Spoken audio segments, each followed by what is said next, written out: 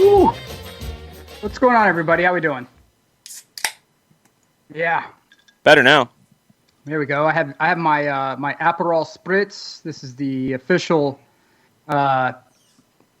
evening beverage of the Veneto region of Italy. Since I can't go to Italy because too many characters won't wear masks, I have to bring Italy to me. There you go. So, Aperol Spritz it is. What are you partaking in there, Mr. Longshore? It was my first time with the Scofflaw Dirty Beaches Tropical Wheat. It's really good. It's really tasty.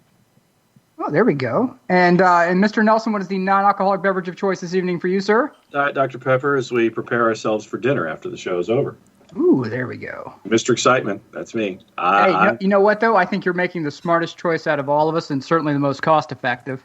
So there's absolutely nothing wrong with that. There's so much stuff to get into, guys. Where do you want to begin? What's kicking around in the brains tonight? We'll get into Copa Libertadores later. I'm really pumped about the return to this week, and it's going to be bonkers with everything going on. I guess the biggest story today on this is Boca Juniors. We've talked about it on the morning show. They had 22 positives at one point. They've had a bunch of guys test negative. They're back to normal training, but they still have some players who have been testing positive for more than 2 weeks, and those players have been in isolation. Well, they requested through the Paraguayan government, because they are playing Libertad on Thursday, that those players be able to travel, and they asked CONMEBOL as well if they'd be able to travel and be able to play. And right now, they're allowed to. They're allowed to travel into the country. They have not tested negative yet, but they have tested positive for more than 2 weeks. And I guess there is enough going on with you're not contagious after 2 weeks. I mean, I've heard that. That's come up a lot in conversation. I didn't know that was a medical thing yet. Yeah. I don't know that it's not either. So, I mean, I'm not saying it's crazy. Like, I don't know. I know there is a period of time where you are no longer contagious, but I don't know these things, and I'm kind of blown away by this one. This is a new one for me. It seems to me that the window of the contagious period shrinks rapidly the more money's on the line. It just seems that whenever I hear the news reports, the more money that's on the line, the shorter period of time you might actually be contagious, according to theory or whatnot. I don't know. It's the craziest thing to me. It's mind-bending, honestly, that they were allowed to travel. That right there shocks me. If they were testing positive, that they were allowed to travel by the Paraguayan government. They haven't traveled yet, but they have been approved by CONMEBOL and by the Paraguayan Minister of Health. Patris et Filii Spiritus Sancti. Not me. Yeah, I don't know. I mean, I think most leagues and most competitions have gone with the 2 negative tests, you're good to go. Yep. This is skipping 2 negative tests and saying no negative test is okay if their first positive was more than 14 days ago. Yeah. And again, like, that's not completely out of thin air. I think it's fair to say that, because we've had these conversations and it's been talked about that you're no longer contagious 14 days after you first test positive. But we've never seen anything go to this step to where it's not just, okay, you can resume normal activities. Now it's you can go play in games where everybody has to test negative. That's another step that's a little odd to me. Hey, look, if this is the path they want to walk, great. Good for you. Gustavo's with us, thankfully, on this, and he's got some info. The Argentine FA medical staff is saying 10 days on that. Okay.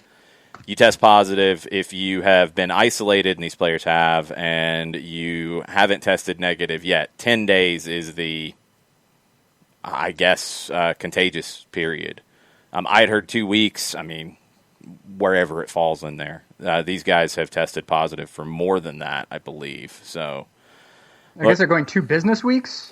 Yeah, business weeks. That's what's going to affect it. That's the loophole? I guess. You didn't specify the work week or the physical. Yes, the week. calendar week or the work week. Which, right. So LB Foobear says, so for the Premier League, the contagious window is what, 2 hours? That's right. Yeah, pretty much. Yes. I don't know who's Pretty worse much. on this. So when did Bobby Drinkwater turn test positive? 6.5 hours ago. Okay, great. He'll be good by tomorrow morning. Let's go. I thought his situation was getting complicated. I mean, nobody knows. Everybody's figuring this out. If you have not seen the new All or Nothing episodes that posted, I found out they post like on Sunday nights, which I wish I'd known when, because I might have actually stayed up and watched them last night. I saw it when I was far too tired to get sucked into 3 episodes. I've got through the next 2. The 8th, episode number 8, is where the coronavirus issues affect Tottenham's season. It's mind-blowing to go back and watch and hear the interviews. And I mean, they had the clips of when they talked to people at this time as everything was breaking down. And, you know, the thought was you might miss a couple weeks. You know, you might come back in 2 weeks. And it was like you might come back at the beginning of May. And it was we can still train. And it's wild to think back to that March 10th. They were in Germany playing Leipzig. I sent it to you guys. Like, I was in Mexico City watching that game on ESPN in Mexico, and everything changed in a matter of days. And I don't know how much more we know now than we did then. That's the crazy thing, is at that point nobody knew how long it would be, and now we're dealing with this stuff. We're guessing about, well, they haven't tested negative yet, but they can't be contagious, can they? But that's the thing about all this, is that you have health experts, and it's the thing about science in general, is that science proves itself wrong, you know, over time. Or not wrong necessarily, but improvements to processes are made, and judgments are made, and you know, peer review studies. There's new information always coming out. The information is always improved upon, and so we see players that are across all the sports that are testing positive. A great many A-OK in a few weeks. They're fine. They're back to training. They're back to playing. And then there are some who have heart damage and lung damage. And so as science continues to review data, they're going to come up with new information that's going to be put out there. And what's A-OK now may not be A-OK tomorrow with the information that gets put out there. So it's a bit of a, it's a bit of a gamble. I'll give you guys, on our side, on our family, my cousin just announced she's getting married in November. Big wedding going to be down in Savannah. These Leafs ain't going. It's not happening, because I want to wait to see what the data says over a longer period of time, because it's just not something I'm doing. And I'm not going out to restaurants and all that stuff either. You make your own decisions at home, but it's just wild to think that in March, like you said, we went from, okay, we'll be back by this point. Nope, we're not. We're actually going to be looking more at this. Wait, nope. And I don't recall any time like this in human history where there's been this much, misinformation and shot in the dark guesses that have gone global thanks to the internet and television. There's that. That are now like, well, looking back, that might have been the best judgment to say all these things, but here we are today. Now, Burned with a good point. We're getting the Argentine perspective. Now we're getting the German perspective. Byrne said it's more or less in line, the 14-day thing. It's more or less in line with what virologists say in Europe right now. PCR tests are still finding pieces of the virus 14 days later, but people are not contagious anymore. Now, that's obviously assuming they are not symptomatic or still sick in any way. Right. And I'm assuming that if these players are planning to play, they are not that. That's an assumption we're all making here, which I think is a fair one. But, yeah, I still haven't seen a competition go to this step to say, because who was it the Braves pitcher? Was it Will Smith who had he kept testing positive and he felt fine, but he kept testing positive, so he couldn't come back into. This is at the very beginning of the season. He couldn't come back into the team, and then finally he tested negative and he was able to rejoin. But he was feeling fine for a pretty long period of time. I don't know if it got to 14 days. I don't know if we've had this situation yet with another team or league where a player's continually tested positive for 2 weeks and they're saying it's okay. Now, Gustavo also points something else out, which is a very fair part of this when it comes to Boca Juniors and their perspective about this, and River Plate will fall into this. All the Argentine teams will. All the Bolivian teams will. Those countries have not returned to play yet in their league. Right. So the Libertadores matches this week, you're going to have some countries, and Paraguay was the first one back, playing teams from Argentina who haven't played a game since the beginning of March. It's going to be all over the map. Teams going to Bolivia to play. Now, the Bolivian teams haven't played, but then you're dealing with altitude. You know, you've got the Colombian teams that have just returned. You've got the Brazilian teams that have been back for a little while. I mean, it's just all over the map with these games. So I would not recommend breaking out the juice boxes on these because they will be completely and utterly unpredictable. If you need to, you might want to look at how many games teams have played coming into these and use that information accordingly. If you put juice boxes on any of these games, I want you to seek professional help immediately because you got a gambling problem. Unless somehow you get a good number against a Bolivian team on the road and you're getting a good number for the opposition, take that one. That one I feel pretty good about. Beyond that, nothing else. Can you imagine playing, like, you go to Bolivia to play, you're at an altitude of, 2,000 plus feet, and you're like, you haven't played a game, a competitive match since March. You're going to Bolivia. And you're like, oh, man. No. Oh, Byrne reminded us of a player who's been in this situation. Paulo Dybala. Didn't he supposedly test positive 5 different times or something over this extended period of time? I mean, there was a lot of concern about Paulo Dybala. Crazy. And let me go ahead and take a moment and thank people like Byrne and Gustavo. Gwen was just thanking them as well. I don't know many shows that have people chiming in from all over the map like we have here, but we have some of the best fans and the best supporters who chime in, and they're offering not just little tidbits. They're offering massive, big hunk steak of information on the reg. So thanks everybody for chiming in on that. Yeah, Jason was mentioning where he was on March the 10th with All or Nothing, and I've gone through the first 6. I need to see 7, 8, and 9. That's my viewing tomorrow. I'm probably going to frame this at some point. This is the roster sheet from Estadio Azteca.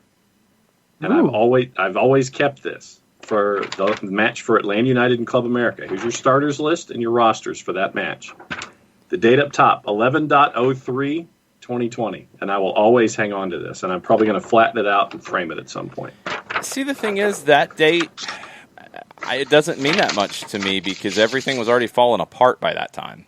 I'll always remember the bus ride to the stadium where the discussions were starting about the NBA and playing behind closed doors starting the next day, and what that could mean for MLS, and nobody knew at that point. And then, before the game, on the way to the stadium, it went from that to Rudy Gobert testing positive to everything's canceled to sitting at the Estadio Azteca with a headset on, listening to Steve Holman try to make sense of what's going on during a Hawks game.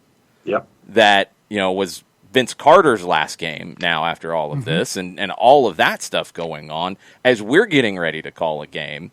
So, that date is chaos to me. The night before was the last day that truly felt normal to me.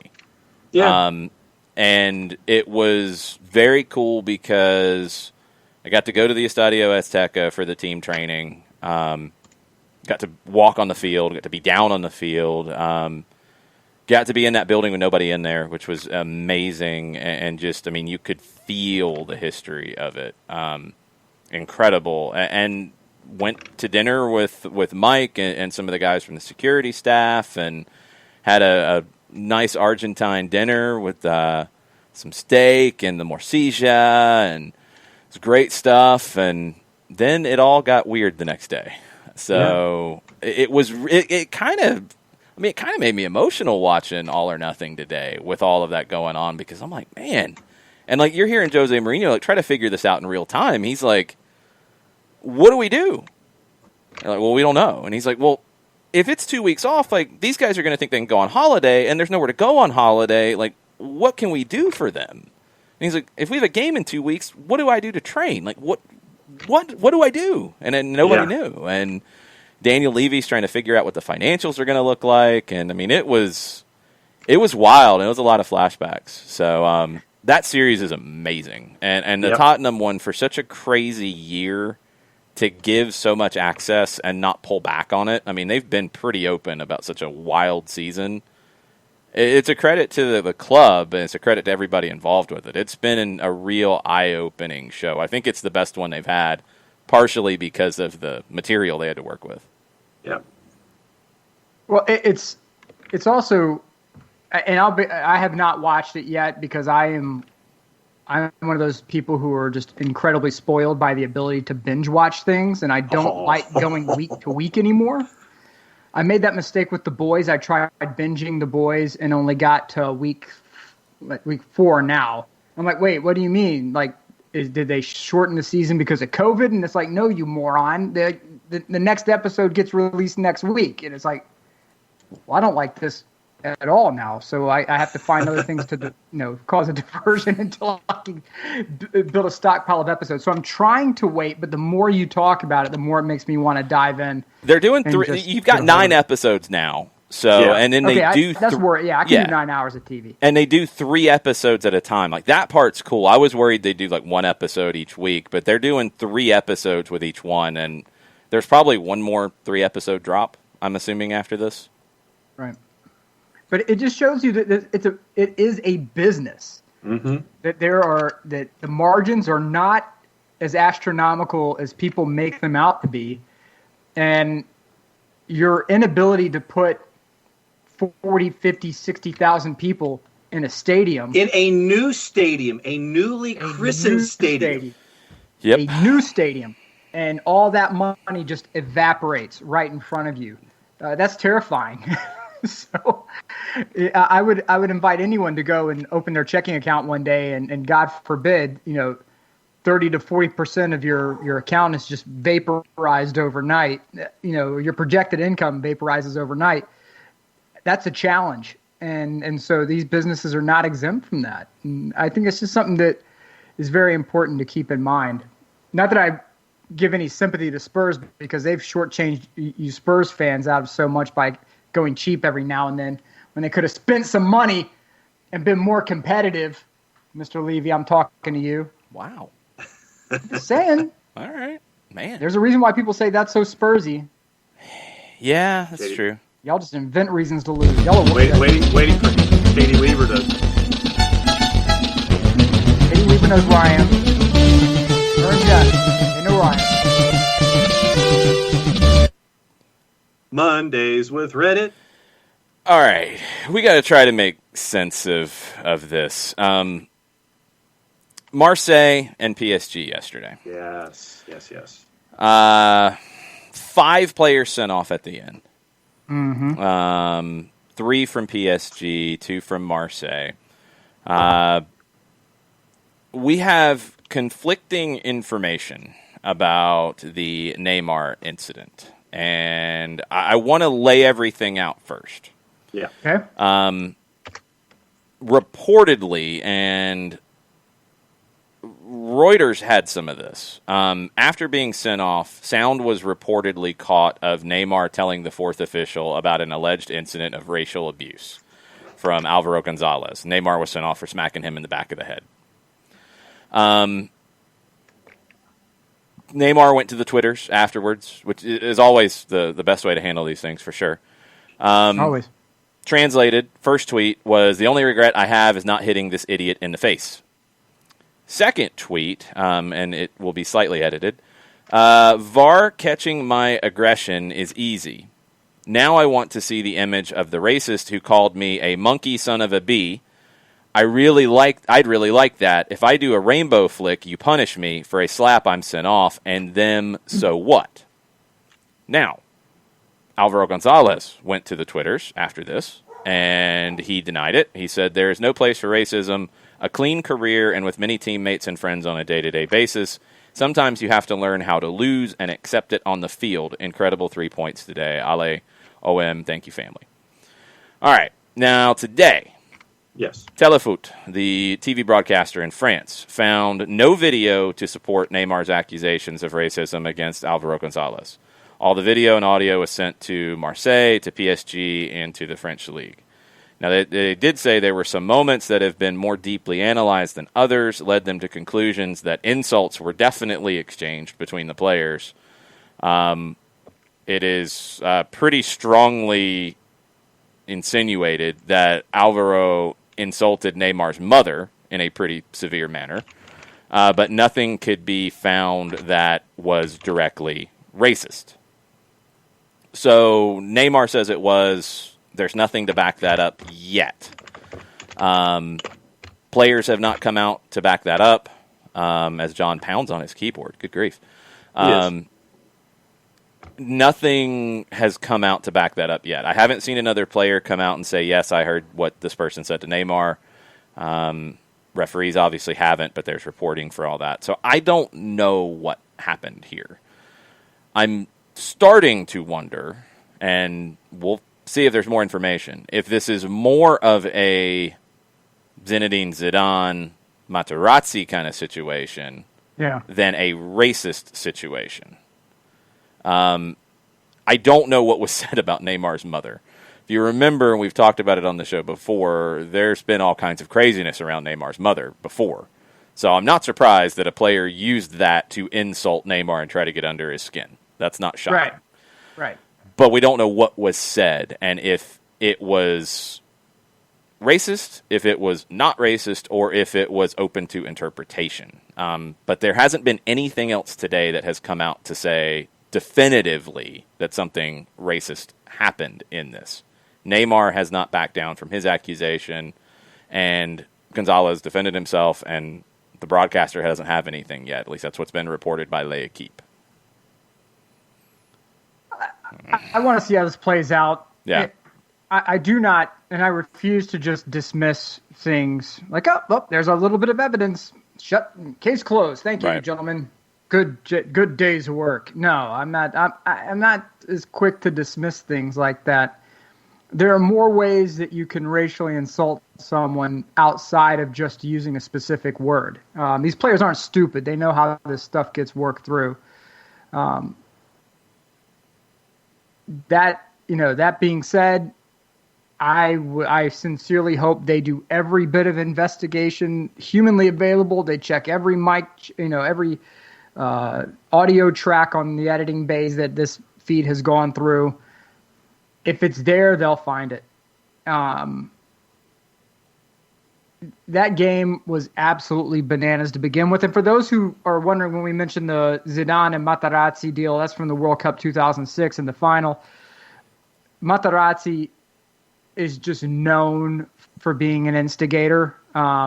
He was one of those players like an LGP that when he's on your team, you love him, and when he's not on your team, you absolutely hate him. Yeah. And he terrorized Serie A attackers for years. And in the final, he was tugging on Zidane's shirt, and Zidane made the crack to him that if you want my shirt so bad, I'll give it to you after the game. And Materazzi said, and I'm going to edit a little bit here, I would rather prefer the shirt from your blank of a sister. And that is when Zidane went, cool, and headbutted him in the chest. And that right there, I mean, cameras caught it. This is before VAR. Every Italy fan was freaking out because we knew what this meant. But it was Zidane's last game. Were they going to cover it up? And they didn't. And Zidane got the red card. Italy hoist the World Cup. And The referees were wrong in that situation for one important part of it, right? They consulted each other, right? Was there a No, that part's fine. Allegedly, the fourth official, allegedly nobody saw it directly until the fourth official saw it on the video screen, which you weren't supposed to be able to use. But it was the right thing to do. There's nothing wrong with the decision on the red card, but it was the first unofficial use of VAR. And I wonder if that the person running the replays in stadium, I want to know how far back, if there's any Italian roots anywhere in there. That's what I want to know. Just me, only I want to know. No one else needs to know, just me. But we hoisted the trophy in the end. La Stella Quattro. I'm okay with it. I have no problem with any of that. But this situation is completely. It's something where if it's a comment about Neymar's mom, look, man, I get it. Grew up single parent household. Me and my mom used to split TV dinners because we were so broke. I get it. If somebody said anything about my mom when I was a kid, we're fighting. It's on. It's on. There's no, it's UFC backyard. It's happening. But in your situation, if you're Neymar and let's say it only is about the mom, let's just qualify this for a moment. You can't go upside somebody's head. You just can't. You have to be a little smarter than that. But if there's any shred of proof that this guy was racially insulting Neymar, take your red. Go upside his head. I have no problems with that at all. If somebody says something, in a racial context and you may or may not go upside someone's head, hey, I don't see a lot. Real crazy. I was looking down the brim of my hat. I didn't see anything. I don't know. Crazy stuff. Thunder in the distance is what I heard. It's the craziest thing. John, your take. Well, no, yeah. Neymar, within the hour, Neymar has gone on his Insta feed. Quote, "Yesterday I revolted. I was punished with red because I wanted to hit someone who offended me. I thought I could not leave without doing something because I realized that those in charge would not do anything, did not notice, or ignored the fact. In our sport, aggressions, insults, swearing are part of the game of the dispute. You can't be affectionate. I understand this guy partly is part of the game, but racism and intolerance are unacceptable. Should I have ignored it? I don't know yet. Today, with a cool head, I say yes. But in due course, my companions and I asked the referees for help, and we were ignored. I accept my punishment because I should have followed the path of clean football. I hope, on the other hand, that the offender will also be punished. Racism exists. It exists, but we have to stop it. No more. Enough." End quote. Not backing off of it, so we'll see if anything else comes to it. We had a different kind of incident, but another bonkers one today in Germany with Hamburg and Dynamo Dresden. Dresden's in the second division. They beat Hamburg in cup play 4-1. Just a spanking. And Tony Leistner went into the stands after the match. Hamburg player was broken up by stewards as he put hands on people, and they put hands on him. Not really sure what happened. It looked like he went specifically after one person, a Dynamo Dresden fan. Bernd, if you've heard anything else from this, I'd love to hear it. It was really weird looking to see this thing. And it kind of did remind you, and it's funny watching, All or Nothing, the Eric Dyer incident where he went into the stands after somebody, and he talked about that, and they have the clips of him coming back to the locker room where he said that he was going up to see his brother. I think we had known that, but what set him off is the things that the person was saying where Dyer and other players' families are right there. Yeah. So he felt like he was defending all that, and I kind of agree with what Mourinho said. Like, it's not right, it's not what he should do, but it's also we understand it. We understand what he did because it was out of line from the fan perspective. But you can't go into the stands. We don't know what happened with the situation with Hamburg, but yeah, this is where it is. It goes back to on the fame by you have to be of a certain age. If you're younger than the age of like 35, feel free to take a break and go Google this. The Malice at the Palace. Yes. With the artist formerly known as Ron Artest and now Meta World Peace, went up into the stands and absolutely just threw bombs on a dude. I mean, lit him. It was like a prize fight the way he tore that dude up, but it was probably one of the most insane moments in NBA history. As a player, instantly you want to say, well, you shouldn't do it. But if somebody is actively insulting you we all know the different levels of insults, right? Yes. And when somebody breaks that red line, do we all want to say, you know what, you should be a gentleman and you should turn the cheek and you should do. These are people, you know, they're people in an emotionally charged situation, and if you push the buttons, congratulations, you're trolling them, you get the win. I remember the Braves game one time. There was one. It was the Angels were in town. This was gosh, almost 10 years ago. And there was one player I found who when I heckled him, I got under his skin and I could time his swing. We had really good seats, and I could see when he was starting to tighten up, and I would go swing, and he would swing, and he just would turn around and look up in the crowd. And of course, I'm surrounded by drunk rednecks who were like, "You got him, go do it again." And it was like one of the few moments where you had like fan player interaction. But for a moment, it looked like the guy was willing to come into the stands and put 5 across my face because I was trolling him. But I didn't take it to that next level. I didn't take it to real personal insults and family insults and things like that. But if you're a fan and you do that and some player jumps the barrier and puts a cleat in your chest, I have zero sympathy for you. And you're never going to be allowed back in the stadium again. And especially in a place like Germany, I imagine you're probably not going to be allowed in any stadium ever again. Yep. So enjoy watching U12 games for the rest of your life. You know, Bern has not heard any details yet out of Germany, by the way. And the player did previously play for Dynamo Dresden. So that doesn't excuse it, but maybe something was said about that, which I don't think would cross that line, but who knows? No, and then there's always Bruins Rangers at Madison Square Garden, where Terry O'Reilly and Mike Milbury go up into the stands, and I think it was it O'Reilly or Milbury that was beating the guy up with his own shoe. It's always good. That's a good insult. Why would you want to fight hockey guys? No. Why would you want to fight hockey guys? Nobody wants that. You want to fight a soccer player? Have fun.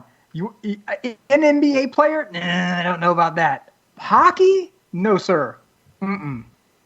That's the last thing you want is some giant Scandinavian dude scaling the barrier and coming with skates on. Dude, these were O'Reilly. I think was from the Northeast, and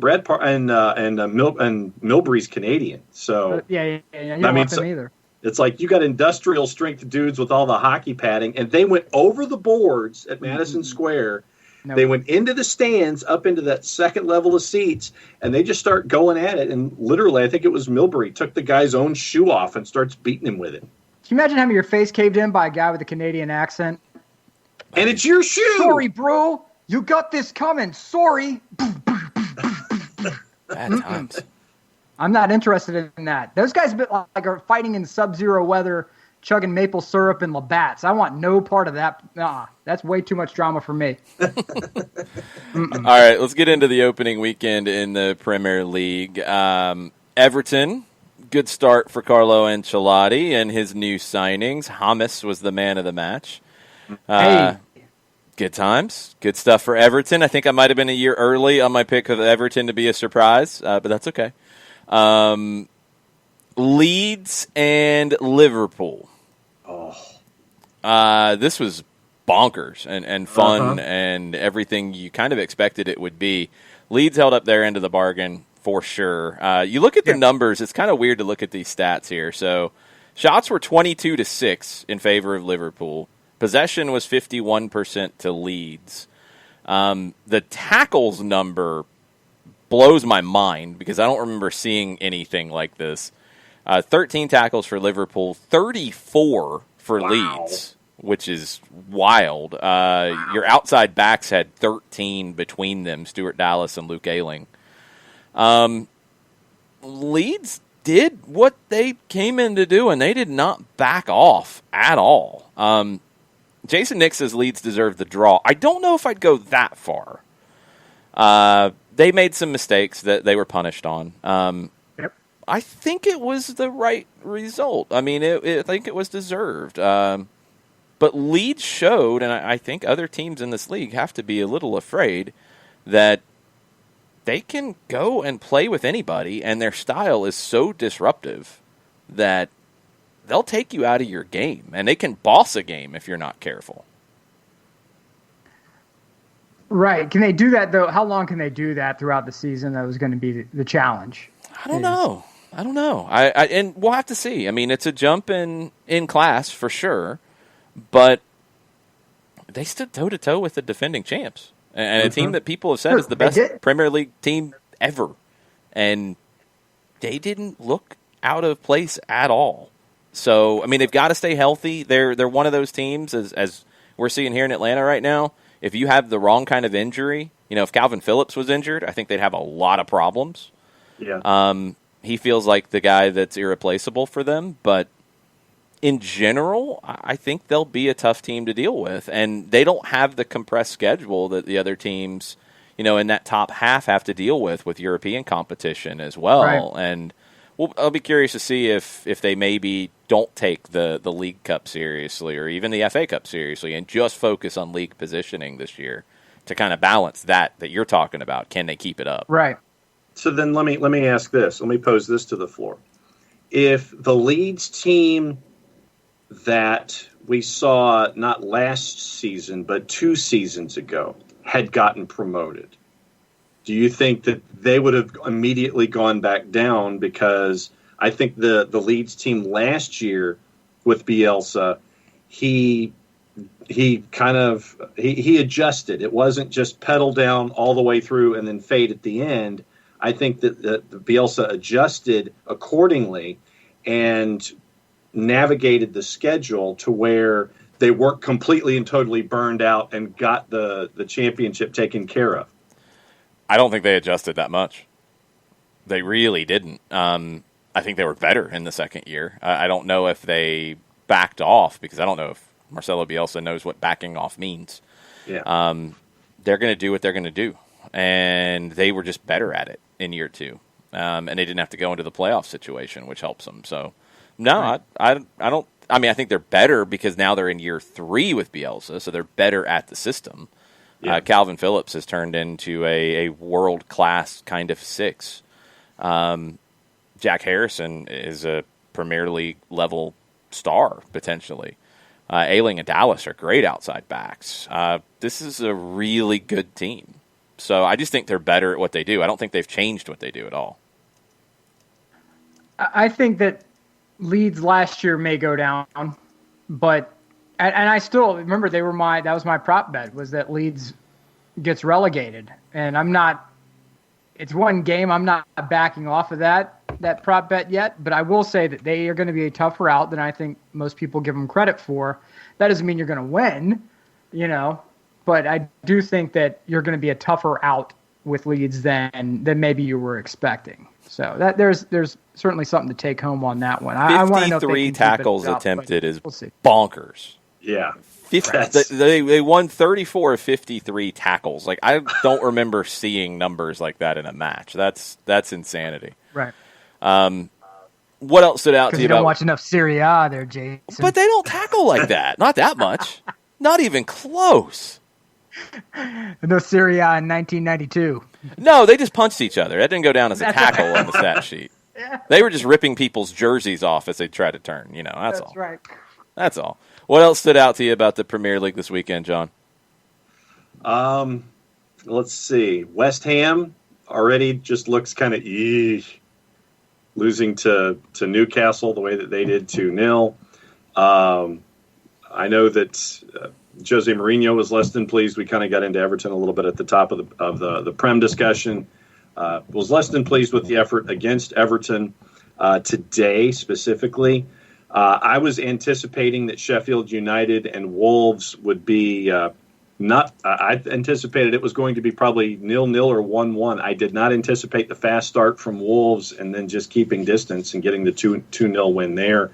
And then the back end of the doubleheader today, Chelsea and Brighton. I think there's still, obviously, once again, you're looking at relationships and new guys and getting things squared away. But I know that if you're a Chelsea fan, #GoBlues, you're looking at that as, we got 3 on the board, we got 3 points, and look at all of our new guys and everything. And I still maintain for me that Brighton is going to be one of the teams that's going to be in early trouble. And I will still stick with my prop bet that Graham Potter is the first one sacked this year in 2020. You and our boy Sapoon are going to fight it out. He is a closet Brighton fan. Hey, shout out to the Atlanta Blues for getting their wonderful picture posted up on the Premier League mornings on NBC. So good job to you guys for doing that. Let's talk about the battle of the good-looking managers, as Terry called it, Fulham and Arsenal. The battle of the attractive managers. Term, that's mine. What it was. That's Terry's term, not mine. So. Okay. They're good-looking guys, though, man. It's fair enough. GQs with Scott Parker and Mikel Arteta. See, but here's the question. Here's the question, though. They just did a poll in Italy, and the sexiest manager in Italy was awarded to Andrea Pirlo, and he hasn't even managed a game yet. People are going to have to tell us, what's the competition there between the English guys and Pirlo? He's the Italian. He's the Of Italian course you're James gonna. Bond. Of course you're going to defend the Italian.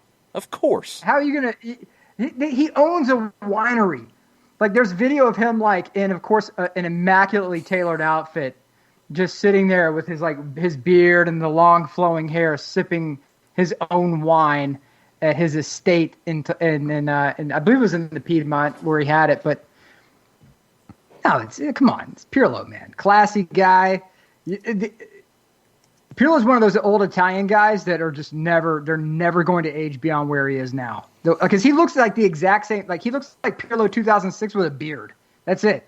He doesn't really look that different.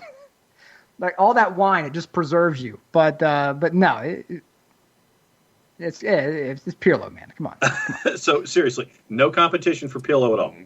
In Serie A? Yeah. No, compared to our battle of the English compared managers to Scott Parker and Mikel Arteta? Oh, no. Look, you already got a vote I think here. Arteta is a better looking guy than either one of the other two. Katie Weaver went the other way with Parker. Well, I'm trying to remember who it was that said Parker should be next in line for James Bond. Yes, saw that. I'm trying to remember who. If he can keep Fulham up, he deserves that role because I don't see it happening. No, they did not look very good at all. That was when I turned on the game on Saturday morning. That's the first one I saw, and I was like, ew. Uh-huh. I'm rethinking my prop bet a little bit. I think Fulham may be in a bit of trouble. And I really like Parker, and he just seemed that post-game interview for at the end of last season, which only was really just a couple weeks ago when you think of it. Yeah. Just it was so genuine and warm, and he really put the focus on how much pressure that these managers are under. And when you watch a game like that, Arsenal, this is the game 2 years ago that Arsenal draws or in a bad fluke maybe loses, that they had no business losing or drawing. And now this is the result, the 3-0 win. This is where Arsenal should be. This is the stuff that tripped you guys up in the past. Arteta really looks like he's got that team humming, and they're going to be a tough out. So good luck to you if you're playing Arsenal in the foreseeable future. If you're a Fulham fan, oh, man, I really hope. I really hope. A long year. Well, Shad Khan needs to start dumping some money in. We'll see. They're showing a painting. Orange Cassidy at No, go ahead. at left back. No, that's absurd. He wouldn't do anything. He'd just stand there. They're showing a painting on TSA of Marcelo Bielsa, the back to. It's from his back, and it's got Pep, Mourinho, Ancelotti, Klopp, Lampard and Arteta like applauding him, and the debate show they were applauding the painting. That's what's happening in Argentina right now as they're talking about the Leeds-Liverpool game. That's hilarious. He's one of the I think that the allure of Bielsa, if Bielsa coached American football, he would fit in the SEC like a glove. I mean, he screams SEC coach to me, like that weird oddball who just has his way of doing things. But I don't know how many of those guys exist in world football. I just don't, who are just absolute nutcases, but their legacy is so defined and their coaching tree so insane that you can't ignore it.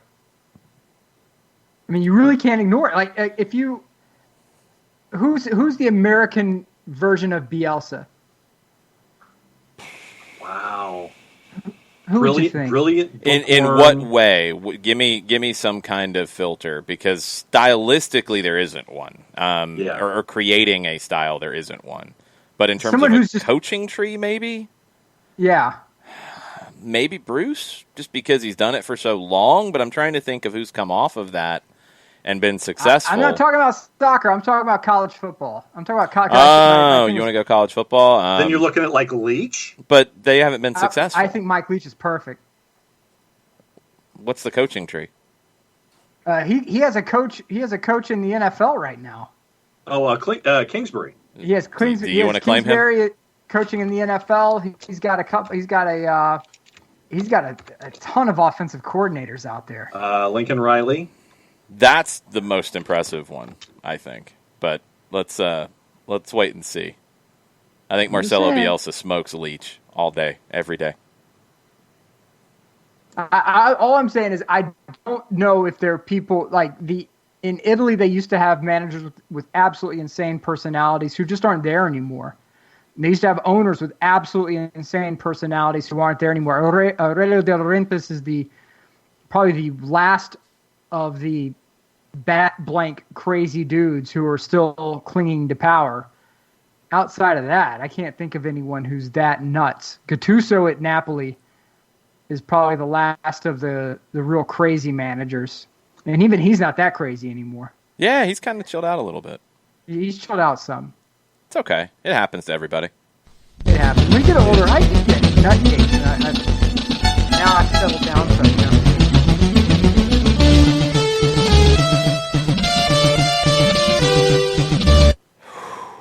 Mondays with Reddit. I'm just going to read the tweet that was on Reddit because BBC Sport tweeted about less than an hour ago. Manchester United are reportedly ready to offer Gareth Bale a short-term deal after losing patience trying to sign Borussia Dortmund's Jadon Sancho. Saw that, yeah. Yeah. It's garbage. It's garbage. Yeah. It's garbage. Yeah. Like, is he going to do? If you're Gareth Bale, are you leaving Real Madrid right now where you don't have to do anything and can just golf? I don't know. Like, I wouldn't want him because all he wants to do is golf. No. Is that a Don Henley song? No. All he wanted to do was dance.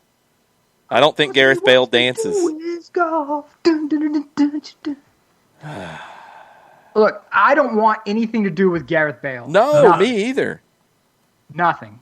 If it was one of those things where where you had secret spy reports that he was training like a madman, and just wanted like he's just thumbing Zidane in the eye by saying I'm not going here or I'm not going there. Maybe.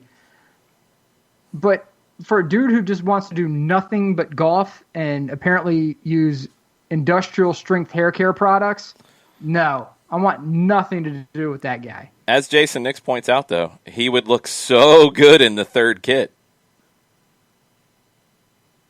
That third, that cow look, that cow or zebra or whatever it is. The Zubaz kit. Yes. No, he would not look good in that because no one looks good in that. Okay, so Kaval Salkal except David said, Beckham.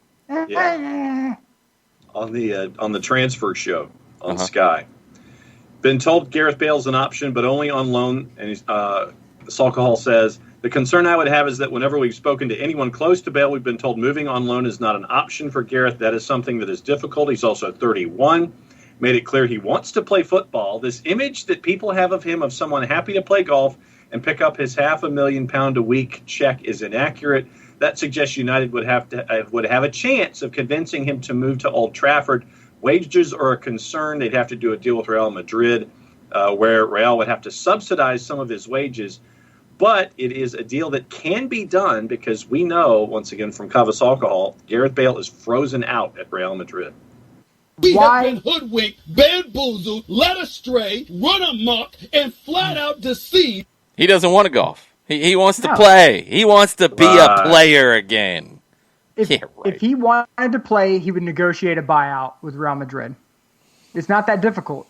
He'd take less money to go play where he wanted to, but he doesn't want to take less money. Right. So and Real Madrid doesn't want to buy him out completely because they don't want to spend that money. Look, I'm not mad at you. Get your money. Get your money. If you are getting paid X amount a week, what is it, 500K? 500K. Right.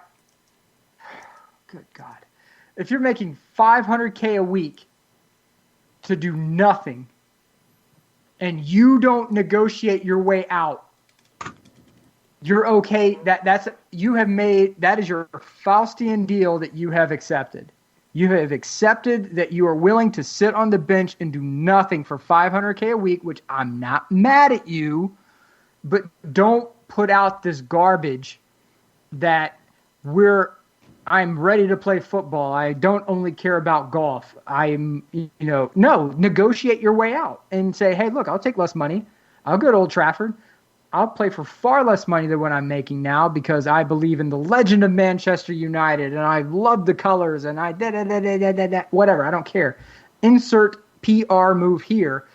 But at the same time, you don't want to do it, so shut your mouth.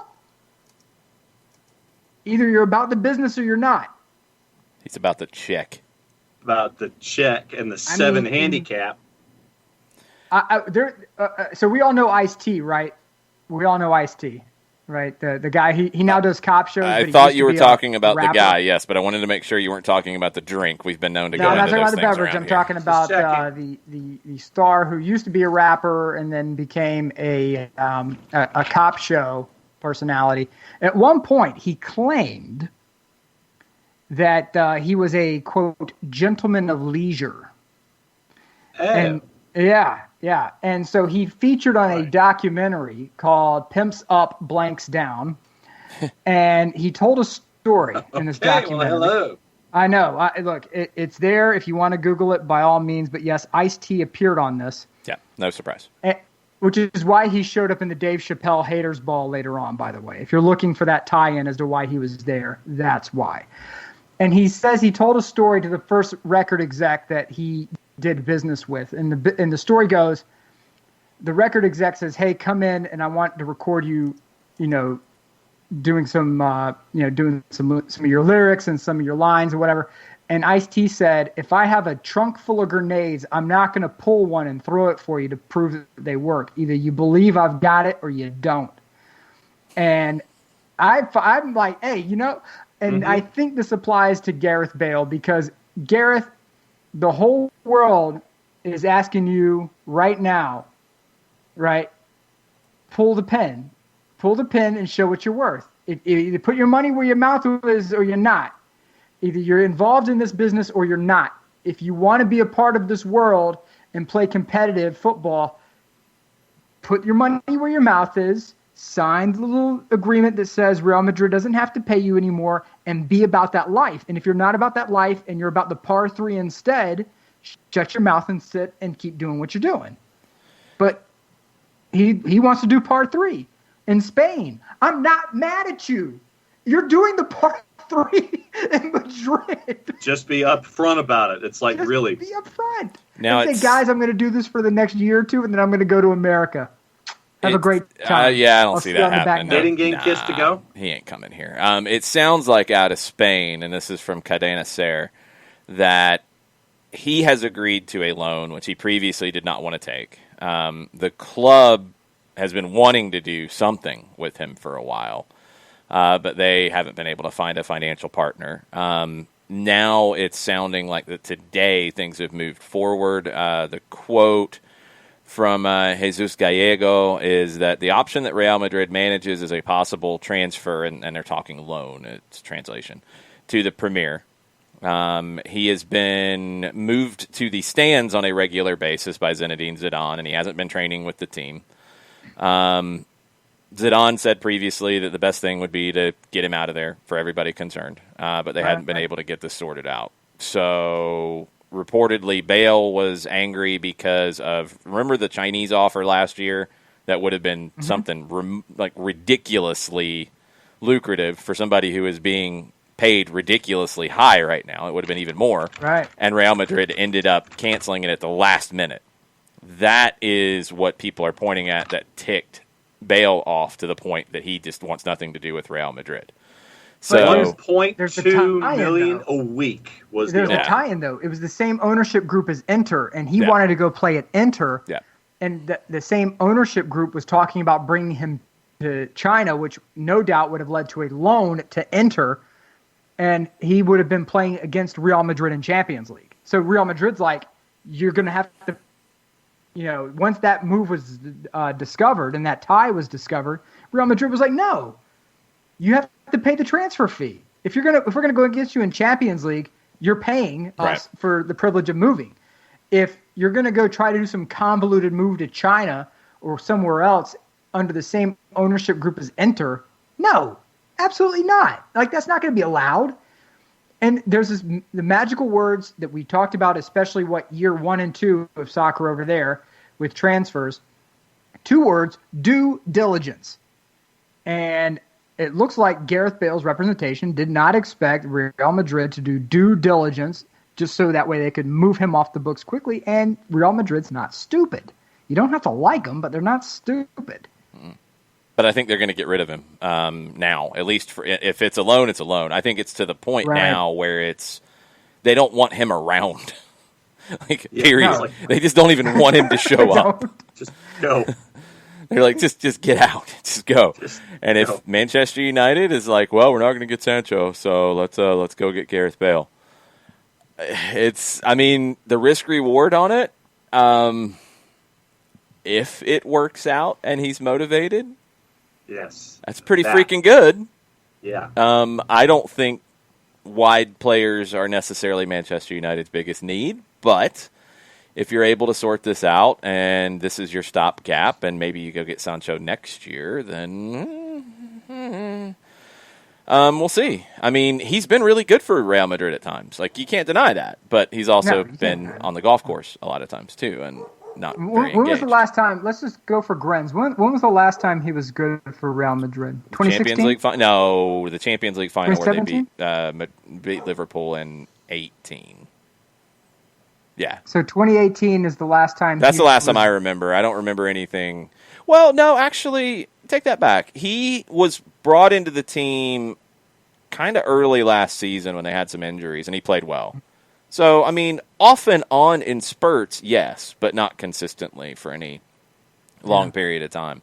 But they overpaid for him. Look, there's no way around it. They paid too much money, and he was never going to live up to that. Who was the architect of that deal again?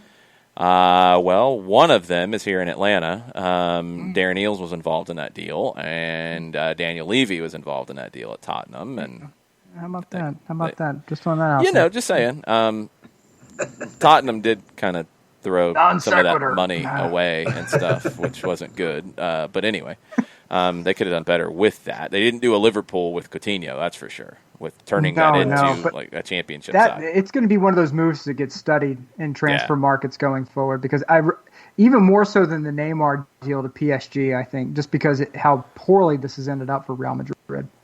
Okay, now on TIC, they have the Beatles in the Sgt. Pepper era with Klopp, Mourinho, and Pep. Their faces are superimposed. And I think it's Bielsa on the fourth one. They got a lot of the hair, which doesn't really make it look good. Mourinho's amazing in this shot, actually, by the way. Pep is dead. Miss him. Yeah, see, I'm not a big enough Beatles fan to tell you which one is which in which outfit. And that's my bad. But, yeah, that was ridiculous. Wow, okay, sorry. That distracted me. I apologize. As it should. Wow. Good grief. Taisei is still it's amazing. Taisei is the greatest sports channel. I'm gonna go. I'll put it out there. I'm gonna plant the flag. It's the greatest sports channel ever. Okay, this is going to bring me back to, and I'm going to go ahead and drop it because I've got a couple favorite things in soccer this week that I want to share. And I'm going to share one because yesterday I was watching the Falcons, which was probably a mistake to begin with. Yes. More importantly, I was listening to my boy Mike Conti on the radio and watching the Falcons. And I got really deep into the game until it just got to be too much and I had to walk away. So when I walked away, I turned it on to Teisei to see what was going on over there. And they were doing a Planeta Goal, which is a great show of like all the most random highlights of whatever. I mean, they'll have like greatest goalkeepers' goals, and they'll show stuff from all over the world. It's amazing. But this one was all Juan Ramon Riquelme, and it was all his greatest everythings. Greatest goals, greatest free kicks, greatest goal Olympicos, greatest nutmegs, I mean, all of it. And they showed this one, which I had seen before, but I had not heard this commentary. Yeah. You guys aren't going to see this, but you're going to hear it. And it's amazing. It's after the ad. Stupid. Hold on. It's muted. I can go to the show now. This was from May of 2000. Juan Ramon Riquelme with Boca against River. The crowd went nuts about a nutmeg at midfield. The crowd started singing about a nutmeg at midfield.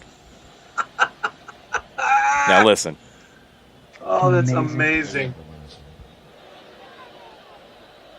That wasn't the good one. That's a good one, though, because you can hear the crowd. But to hear the crowd react to a nutmeg in that way is wild. This is the one that I want. Por afuera está Román habilitado. Salía Yepes a presionarlo. Riquelme. Opa! You hear pull the string and they're out. You hear the crowd go, but they're going to show the replay in a minute, and the announcer's reaction to the replays. Qué maravilla, por favor. Ahora Riquelme está haciendo lo que no pudo hacer Aymar, defender el resultado a partir de la tenencia de la pelota. Esta es la de Riquelme, a ver. Pisadita. Y Showtime! Pisadita y caño. Just amazing. And I watched that back like 20 times yesterday and just laughing at it. Opa! That's great. That's awesome. So great. The Opa and laughter. I mean, that's just, you're just... No, the best is Showtime! Like, that's amazing. Oh, that's great. I mean, he's got his back to Yepes, who's a great defender for River, back to him at midfield, and he rolls it back with the sole of the foot, nutmegging him, and then turns. I mean, it's ridiculous. That's Juan Ramon Riquelme, incredible player. Unbelievable player. Oh, my God. That's amazing. So we just completely went off the rails, but it happens around here. I apologize. I have to say that I'm caught in a bit of nostalgia at the moment because I really... If you get Fanatis and you watch, and you were watching, what are we calling the Superliga now? What's the new branding of the Superliga? Oh, wait a minute. I got to remember. I believe it is the Liga Profesional de Fútbol. Yes, the LPF. There we go. Okay, so if you watch the LPF, there are no crowds in world soccer like the Argentine crowds. I've watched the world over, and I can tell you that when you turn on even the most like ho-hum game between like the 11th and 12th place team, there's still it's the same energy that you would get at like a Champions League final. Like, it is absolutely mind-bending how much energy. You can feel the wattage coming through the speakers at you. And it made me a bit nostalgic there for a moment, hearing that energy from that crowd. Because even with the pumped-in noise, you're not getting that, right? It's nice, it's background, but you're not getting that. You're not getting that. The electricity's not there. No, it's not. It's so weird calling games in either way that I've called games lately. In an empty building, watching a game in front of me, or watching it from a monitor. It feels so disconnected either way. And I've noticed, like, I've tried to be like more filling the space in terms of just, there's no point in having dead air or background crowd noise that doesn't mean anything. I mean, we have it there just so we're not isolated, because it's really hard to call a game with no sound in your ears, period. Right. Even fake crowd noise gives us at least something to just have, and it helps, but we're still trying to fill all the space. So I feel like, one, I'm talking a lot more, and two, it's like I feel like we have to convey more emotion, because, like you heard in that clip, you hear the emotion in the crowd. The crowd gives you a lot of the emotional cues in a game. If you're at home and the home team's dominating, you hear the crowd roaring. If the home team's struggling, you hear that. You hear things, and it kind of cues you how to feel listening to the game. It cues me calling the game how to feel. When there's not that, it feels like we have to kind of make up for that in some ways. So it's really different. It's really weird and difficult. John, you're traveling all over with GPB covering high school football. Are you feeling the same way about that? I know we're going off the rails a bit. Now, they've got fans, though. But there are fans there. And the percentages are different in each venue, right? Right. I mean, is it something where are you feeling diminished energy when you go to these places, or do you feel like it's supercharged because of the gap? No question. It is. Here's your most recent example. Friday, we go down to Warner Robins for Warner Robins and Archer. And you're thinking, okay, two heavyweights in high school football, Archer's fans travel, Warner Robins fans, they pack McConnell Talbert Stadium in a couple of weeks when Warner Robins plays Northside Warner Robins. Traditionally, that's 15,000 people, and the most revered guy on a night like that is the fire marshal in Warner Robins. There might have been 150, 200 people in Warner Robins, Georgia, for a high school football game. And for those who are outside of the state of Georgia, John, what's happening at Warner Robins on a Friday night? It is jam-packed, crammed, one side, at least 8,000 folks. It is loud, and if it's a regional game with a good half a dozen to 10 teams that are within driving distance and they would play, place is packed. You're talking 10,000 people like that. Yep. Friday night. Outside of the stadium, there's not a lot going on at Warner Robins on a Friday night. You're going to the MAC to watch football. You're going to the other schools in the county to watch football. You're going to those areas. You're going to those games. Right. Might have been 200 people, and it is a void, and it is the older fans. It is the ones who have the season tickets who've been there for 50 years. They're the ones who are there. That's what I saw when I was there, and there's a noise vacuum that you're used to hearing, and you're used to seeing, and you're used to getting that energy, and it's not there. And you have to, if you're a coach in these situations where your county or your school or your area is like, okay, you can only have 20%, you can only have 15%, you can only have this, your band has to be socially distanced. all these different things. It's a different vibe right now. Right. And I know I took us way off the rails. It's just when you played that clip, we've Jason, been off the rails. It just brought it back how much energy seems to be missing. It's great to have sports back, and I appreciate the sacrifices that it's these better than athletes are nothing. doing. It's absolutely better than nothing, financially, and to have it for those of us who live it. Yeah, I would like to add one point of order to this. If Nashville could adjust their AR, their augmented reality banners, so whenever the ball gets kicked up high, it doesn't disappear behind the augmented reality CPL, Napa Auto Parts that's banner. part of the program. That's just a part of the program. Nothing you can do.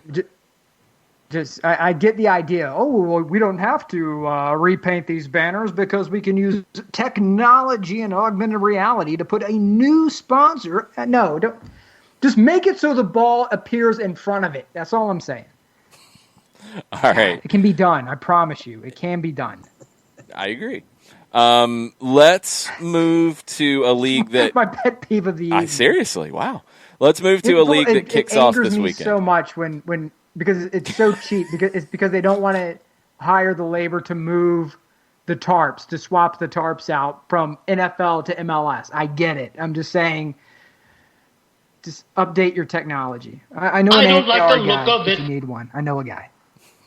All right, let's get into a league that kicks off this weekend, Serie A. There we go.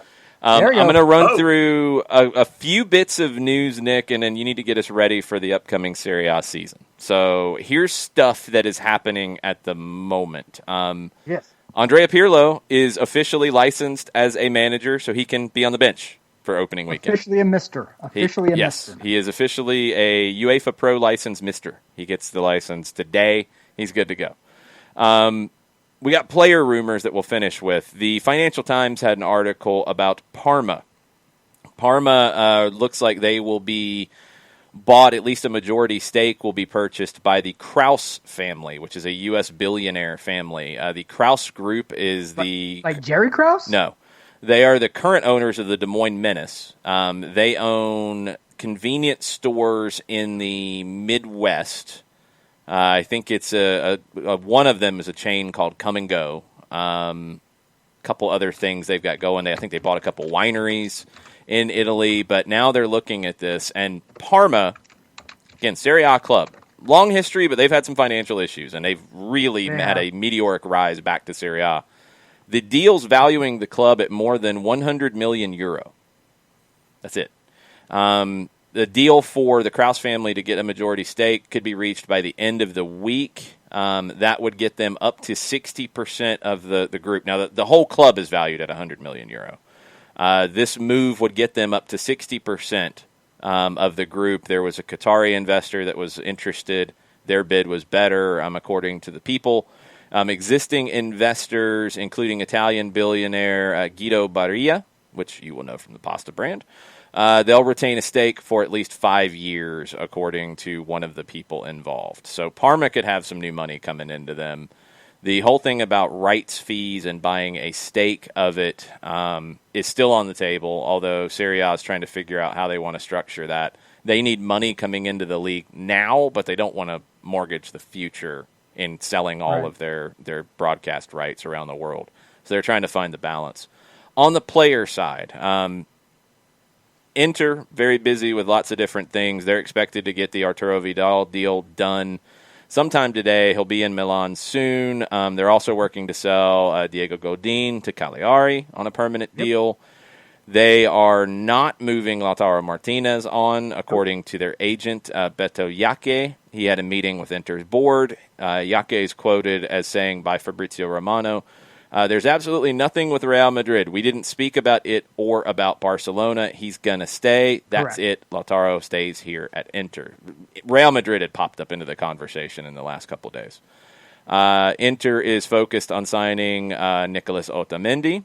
Lazio and Porto are both interested as well. Inter would have to pay Manchester City €5 million for that deal to get done. And Roma, I guess with the biggest deal recently, getting Milik from Napoli if he accepts it. It's up to him to accept the deal.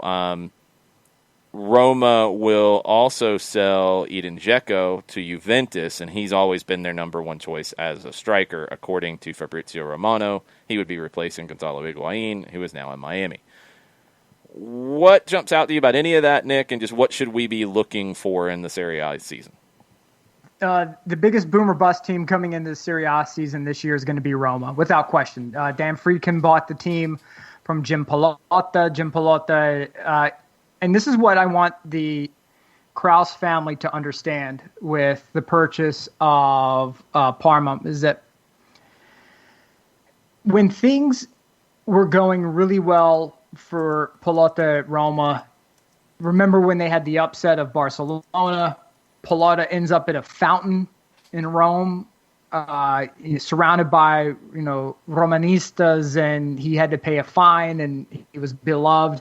But when things went south, Romanista ultras spammed all of the Pallotta family businesses, and some of them are restaurants here in the U.S., and they went on Yelp and completely spammed them with terrible reviews. Jeez, I didn't know that. Terrible reviews.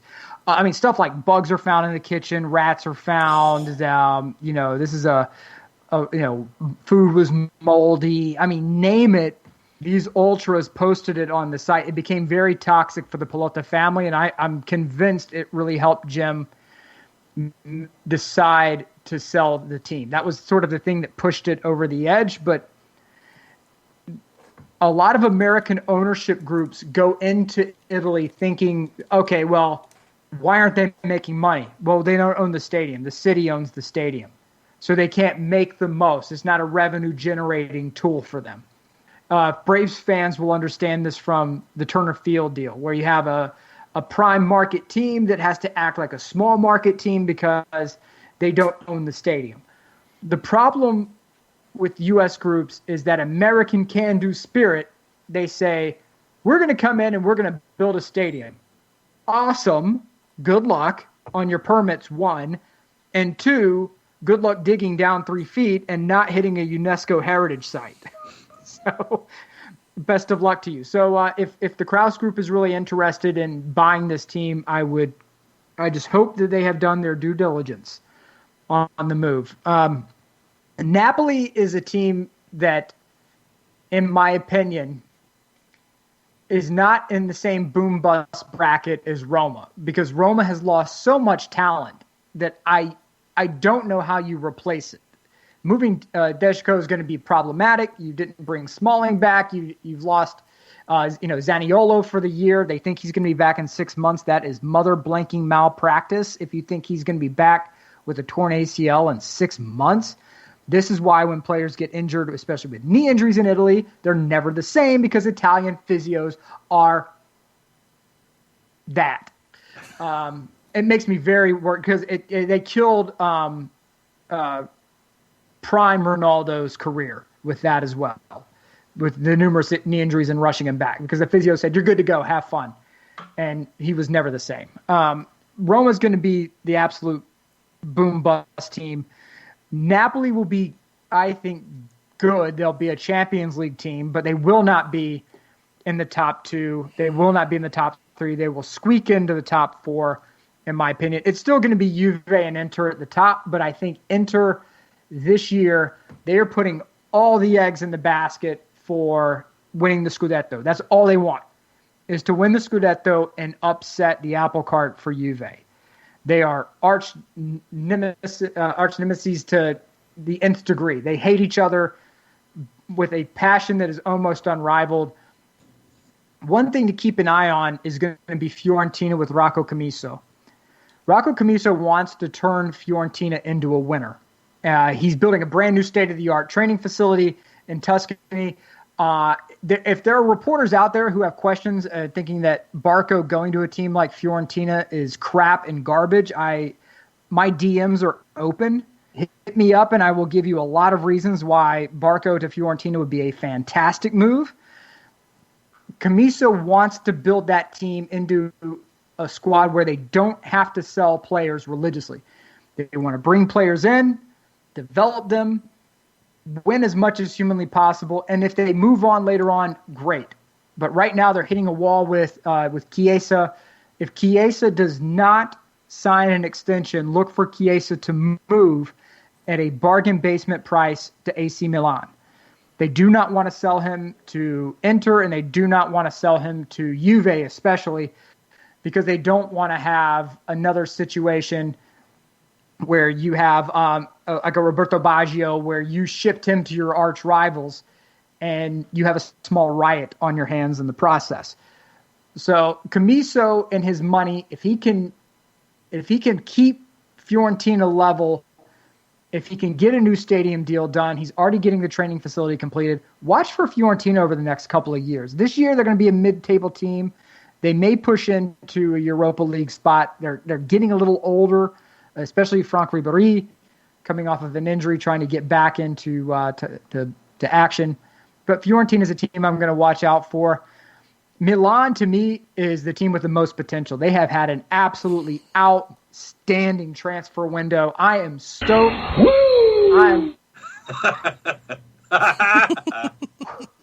It is woo. It is the drinks. Anything you want are on the Nature Boy at room 405 at the Marriott. Because you're talking about Tonali, who is the anchor, the future anchor of the Italian national team midfield. He had a deal. I'm pausing because it's so insane how this happened. He had a deal in principle with Inter, completely done, right? Outside of they had personal terms lined up. They were trying to work out a deal with Brescia, and Inter somehow dropped the ball. They said, well, we don't know if we want to do anything that remotely resembles a rebuilding, so we're kind of going to step back a little bit. And the minute that Milan stepped in, Tonali said it was done. The minute that, because he's a lifelong AC Milan fan, he and his dad went to the games. And so I want to imagine Tonali sitting across from Maldini, getting that deal done. That had to be a huge day for him. All Milanistas around the globe are just thrilled right now with where this team is going. You're talking about Brahim Diaz coming in as well. They have looked great in the preseason so far. The question I have is if they bring Daniele Maldini, if they transfer him, if they loan him out to Monza, that's going to be something interesting to see. Or if they keep him with the first team, so that way he can try to get some minutes as they have to do load management with Zlatan Ibrahimovic. But this could be a year where you have Inter, Juve, Milan, and Napoli as your top four. I think this could be the year where we finally get that. John, you look like you have something you want to ask me, sir. A couple questions, and we'll go one at a time. One, who could be this season's version of Atalanta outside of Atalanta themselves? No one's going to be if no one plays like Atalanta. The question I have is if Atalanta is going to be able to maintain a top four if Atalanta can maintain a top four with the load that they're going to have to carry. And I get that betting against Atalanta is stupid. And my top four was just Inter, Juve, Milan, and Napoli. They are a team that by all traditional measure, should not be in the top four. Based upon the money that they spend, based upon how they play, they should tire out at the end of the year. I think they're going to be in a Europa League spot for sure, but I just feel like this year there's going to be a little bit of a let-off, but I don't think anyone else can be Atalanta. Milan, maybe. And that's only because Pioli is a flexible enough manager where he could let them loose. They're a young enough team. They have the wheels. They can get it done.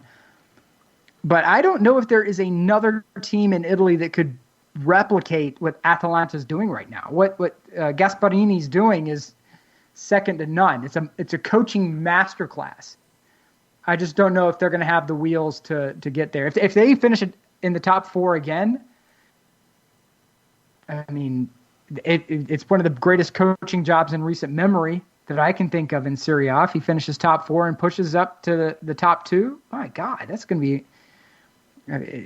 be right up there with with the Conte and his resurrection of Juve. That's going to be up there with Sacchi and his the rebuilding of Milan. That's going to be up there with. You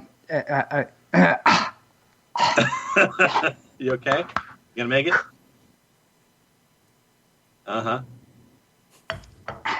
That team in blue and black when they won the treble.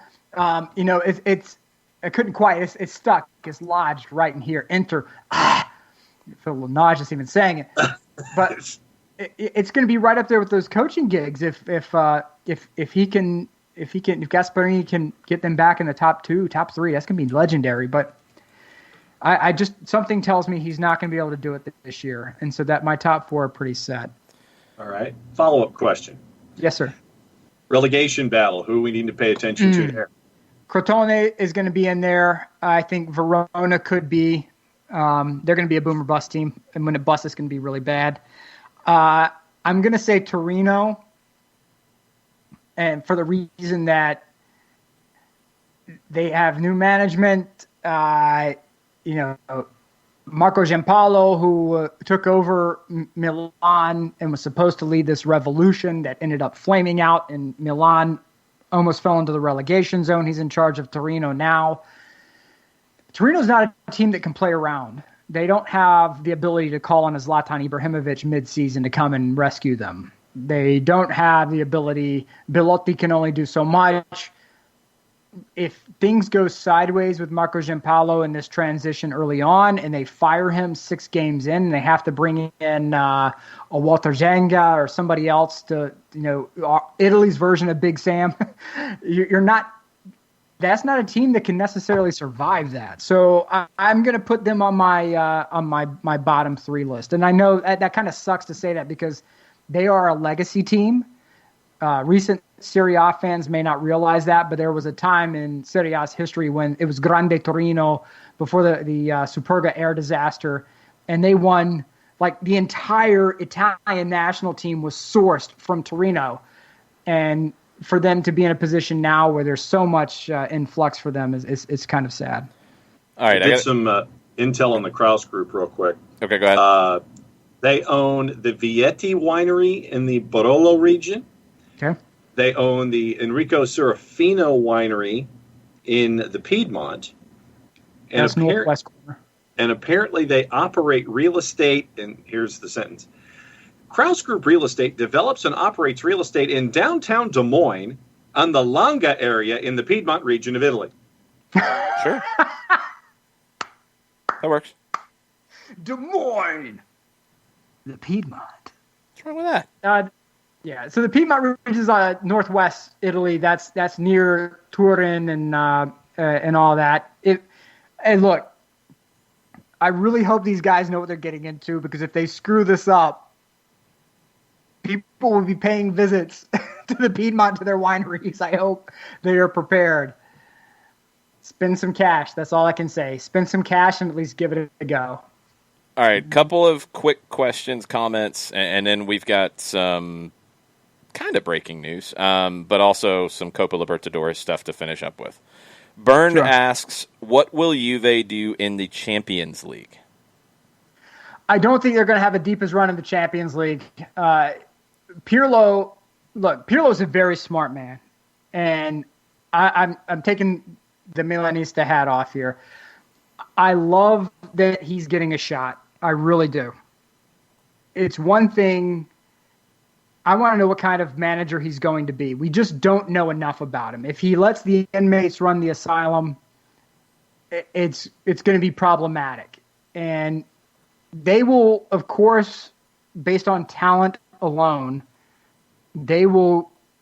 I say they get to the knockout stages of Champions League, and that's it. I think they're going to.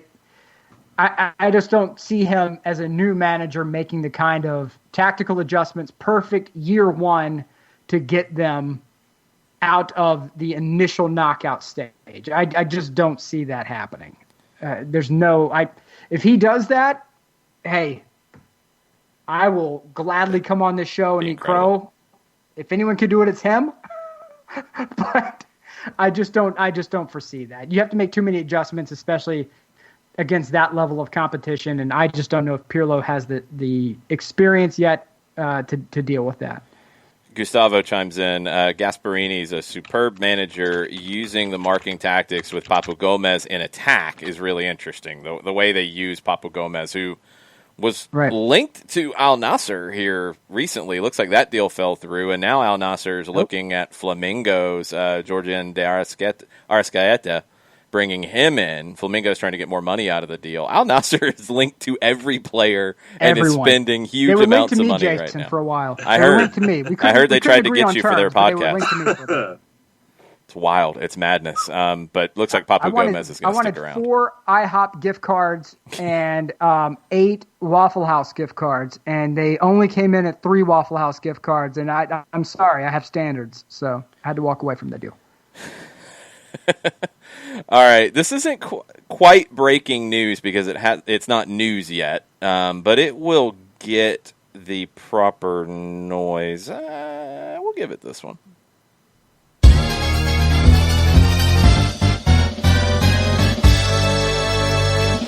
From Julie Michaelis of TIC, following up on the Marcelino Moreno discussion of him heading from Lanús to Atlanta, I will translate this tweet and give you what he is reporting. Rocco Rios Novo, youth goalkeeper of Lanús and of the national team in its category in the 2002, so he was on the most recent U17 national team. He's 18 now. Rocco Rios Novo could be included in the negotiation with Atlanta United by Marcelino Moreno. So the Moreno discussion could include this goalkeeper. It will be defined in these hours, but the 18-year-old boy, who's the third goalkeeper for Lanús, would go on loan with a purchase option. So you hear that, and it's like, wait a minute, 18-year-old goalkeeper, that's interesting. Why would you want to do that? 2 reasons. He was the goalkeeper for Argentina in the U17 South American Championship in 2019. They won the tournament. Ooh. And he was born in Los Angeles. So Ding. He would not count as an international player. An 18-year-old youth international goalkeeper that you might be getting on loan with an option to buy as part of this deal. Gracias to Julie for sending that over my way. Yes. Can I? Oh God, there's so many things I want to say. Line it up. All right, RIP to my mentions. For the past few weeks, I have watched my timeline explode with people, and I already know what they're going to say. Oh, sunshine pumpers. Oh my God, all of them. I have watched people say, fire this person, fire that person, get these bums out. We've fallen so far. But guys, we're not even out of the transfer window yet. There's still business to be done. And no, you don't have, some super big name manager rumors that are dumping. But at the same time, you have quality player transfer rumors that are out there, right? And they're rumors, and nothing's official till you hoist up the shirt and the team does its, all the magic that they do. But the amount of hand wringing, it's like you're waiting for your chance to board the lifeboat on the Titanic. You know what I'm saying? Like, it's like, what in God's name are you panicking about? Well, we're not going to win the MLS Cup this year. Okay, well, maybe not. You fired your flipping manager after the MLS's back tournament. That stinks, but it happened. Well, we need a South American manager. Felipe Cardenas from The Athletic, his interview with Frank de Boer, said that they wanted a European manager. The front office wanted a European manager. It's not out of the realm of possibility that a European manager will be on the menu again. But there's still hand-wringing over it. Well, what about this guy? What about this guy? And that's fun. Let's have those conversations. But the amount of, oh my God, the world is ending that I'm seeing on social media as of late is absolutely mind-bending. They've won 3 trophies. And how long, guys? How long? How many? What's the window They're in for year the 3 4, trophies? actually. Oh, 4.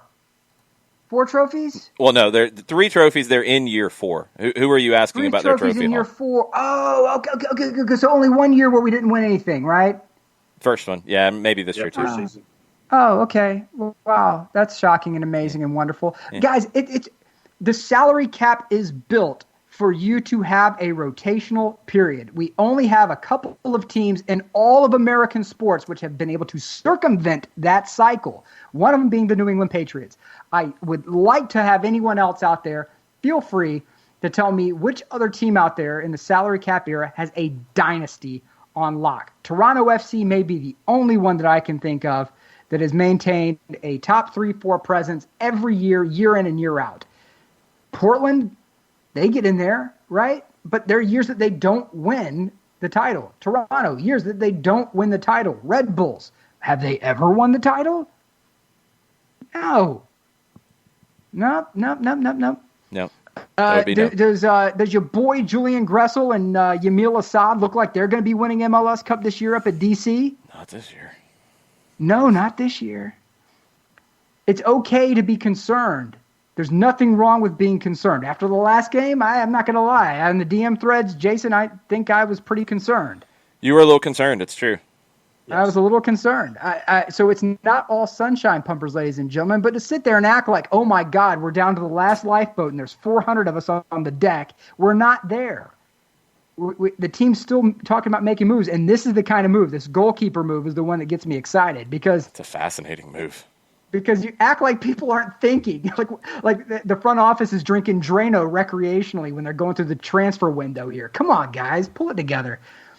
3 trophies in 4 years. It can be done. It sounds like the purchase option would be around $3 million, although I haven't seen that confirmed as of yet. I haven't seen that's that for the keeper, right? For the option? If you execute the option? Right. Yeah, I haven't seen prices on Moreno yet. Remember, there was a $10 million. Actually, here's one that says $7 million is what it would be. There's a $10 million release clause that Lanús wanted back in April from Atletico Mineiro if they had made the deal then. Right. They were not willing to come off of that number. They are more willing to come off of that number now. Lanús is one of the better run clubs in Argentina. They're not desperate for money, but they're feeling the pinch right now. They've done good business here. They're one of the few who is not desperate for money. So they've come down a little bit from that 10. If it's 7, and that's what in Granados is reporting, which is they cover Lanús, and if the 7 includes Rocco Rios Novo on loan, if that's part of it, then with that option to buy him, wow, that's a really interesting situation. Burned with a good point, and I'm not up on my U20 goalkeepers out of Lanús and Argentina. Sorry, but he is a lefty. I do know that much from my very quick. Jeez, Jason. I know. I get a lot of stuff on Fanatis. I don't get the U20 matches on Fanatis. Come on, now. Man. Y'all shut your mouth.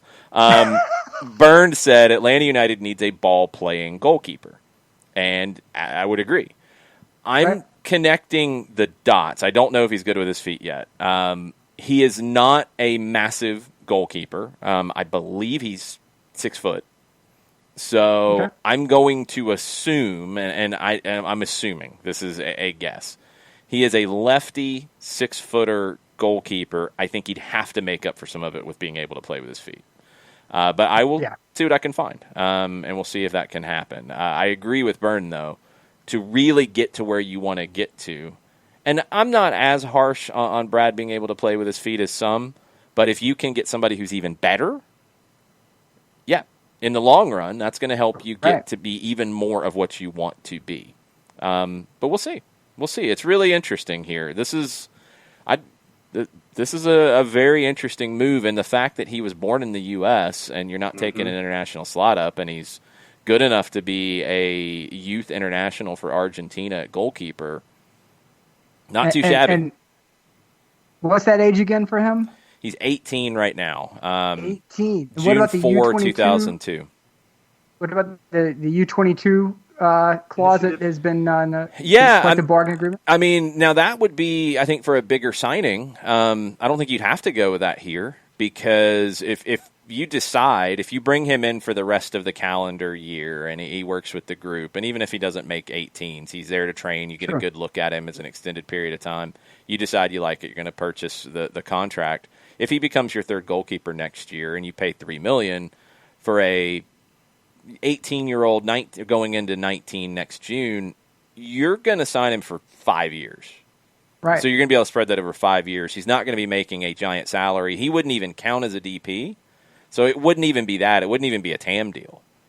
You could buy him down with whatever allocation money you need to buy him down with just to get the number lower. But, yeah, it wouldn't even go into that bucket for me. It would just be that's the stuff that I think is important to know. When we talk about all the different variables and the machinations that have to go in to whether or not we sign this person or that person and what bucket do they fall into, this is important information to know, because it informs us that people are thinking that there are calculations being made and that the whole world is not on fire and a comet's going to hit us tomorrow. So, be unhappy. That's fine. I'm unhappy.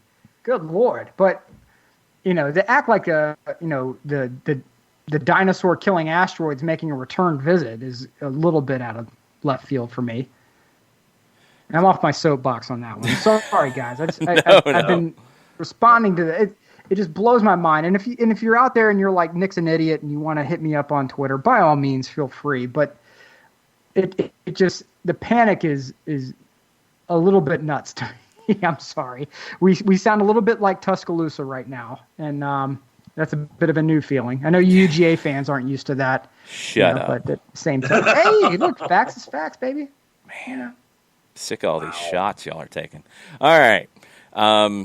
Definitely LA born. That's been confirmed from multiple sources. So there's no question about that.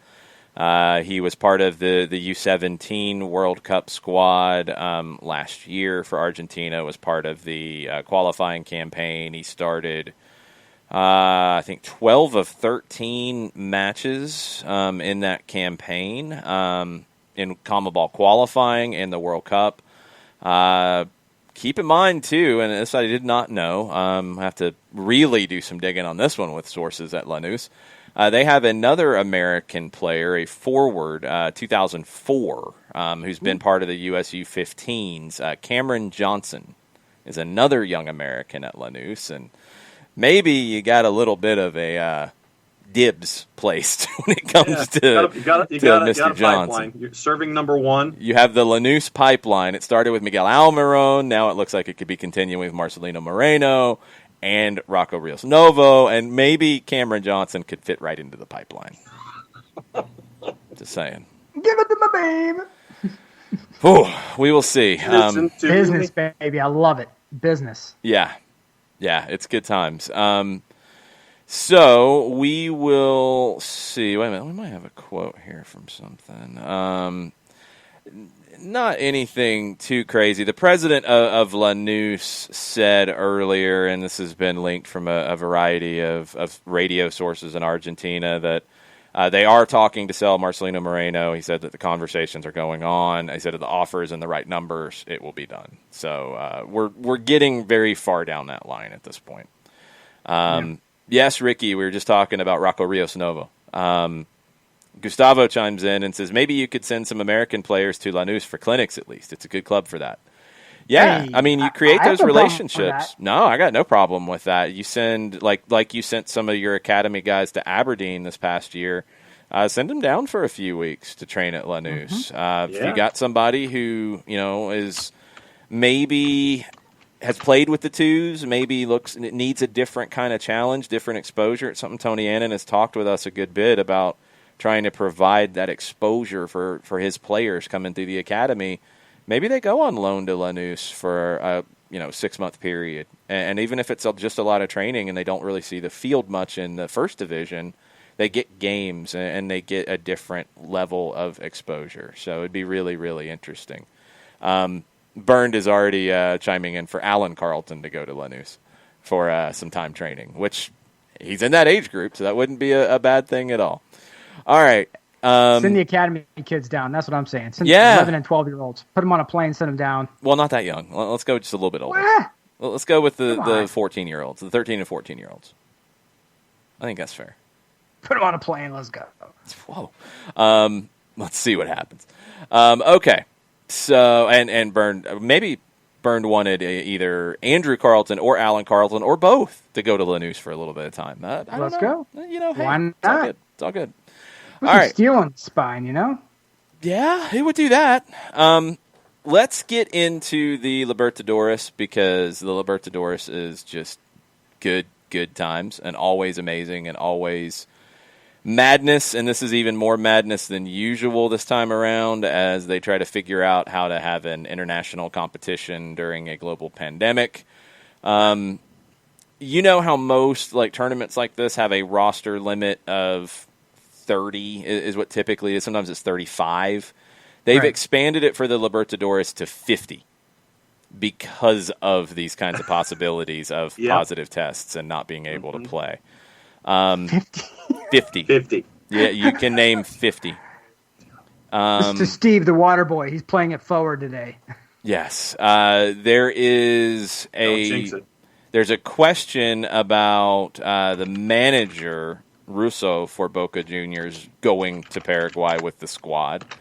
I'm guessing he tested positive at some point during all of this with so many positives at Boca. So he might not go. You have a manager for a club in Venezuela, which the Venezuelan teams are at a disadvantage in this tournament. It's not a big league. You have a manager who is Argentine managing a club in Venezuela. He went home when the pandemic hit. He can't get back to Venezuela, so he will be managing via WhatsApp. That's yes. I saw that. Wait, what? He will be managing via WhatsApp.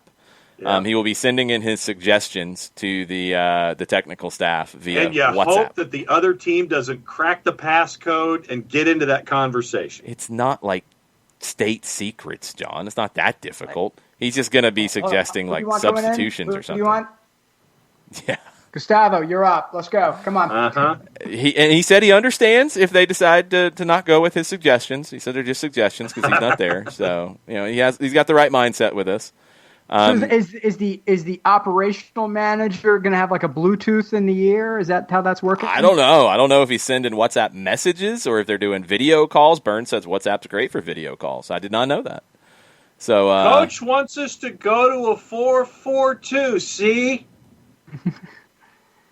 What else else are they supposed to do? The guy can't get to Venezuela. Is he going to do like what the Big 12 does, or like the MAC, where they have like the 17 boards that they hold up that has like Colonel Sanders, like a bald eagle, No. Yeah, it's like Superman, Fred Flintstone, a stop sign, a bald eagle, and the Roadrunner.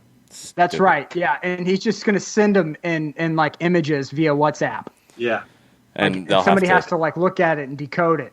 Yeah, start pressing now. We want to press. Yeah, we got the bald eagle. That's right. It's time to press. Okay.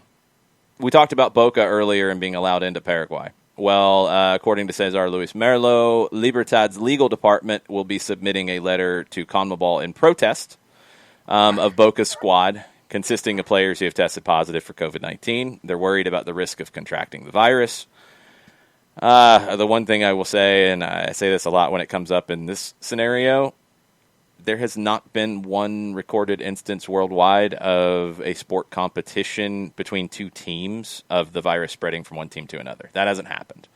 The issue would be Boca spreading it to themselves. That's the problem that we could be running into here. Dr. Julio Borba, who is the Vice Minister of Paraguay's Public Health Department, confirmed that players who've tested positive over 15 days ago are incapable of spreading the disease. Now, those are players who have not tested negative yet, but they first tested positive over 15 days ago. So that's where that one stands. That game's on Thursday. All the Argentine teams play on Thursday. So you've got like a quadruple header in Argentina for Libertadores on Thursday. Racing, our boy, Becasese, hosting Nacional Thursday at 4 o'clock. You can watch that on BN Sports here. You can watch it with Fanatis, fntz.co/soccer down here. There you go. Sign up for the free trial, and you will be helping the show if you even sign up for just the free trial. And if you like it and you subscribe, that helps the show even more. 6 o'clock, you got 2 matches to watch. You've got Sao Paulo hosting River, and the one that I'll be watching, Defensa y Justicia hosting the Ecuadorian champions Delfín. Bang. 8 o'clock. Defensa y Justicia. You got 2 games at 8. You got Boca in Paraguay against Libertad, Tito Villalba's club. And the game that I think is the best of the round, Independiente del Valle hosting Flamengo. Independiente del Valle has been on a tear lately. They came back after falling 2 goals down early yesterday and won 4-2.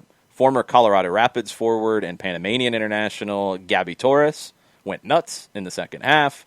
They're flying right now. Flamengo flying right now under Dome Tarrant. That's the game that I'm the most excited about, but I will be flipping back and forth between that and Libertad and Boca. And then at 10 o'clock, you've got the underdogs, Tigre, who are in the second division in Argentina, but won the Copa de la Superliga to get a Libertadores slot. They are going to face Guarani. Tigre is a second division team that hasn't played a game since March. That's going to be a little difficult. Guarani has been playing, when did they come back in Paraguay? I think since July 23rd they've been playing. So I don't think this is going to go well for Tigre. I'm just saying. Also at 10 o'clock on Thursday, Barcelona of Ecuador hosting the Superliga champions from Colombia, Junior, whose manager left today. They won it's like their Super Cup. They won it Saturday night. He left. And they have a Libertadores game on Thursday.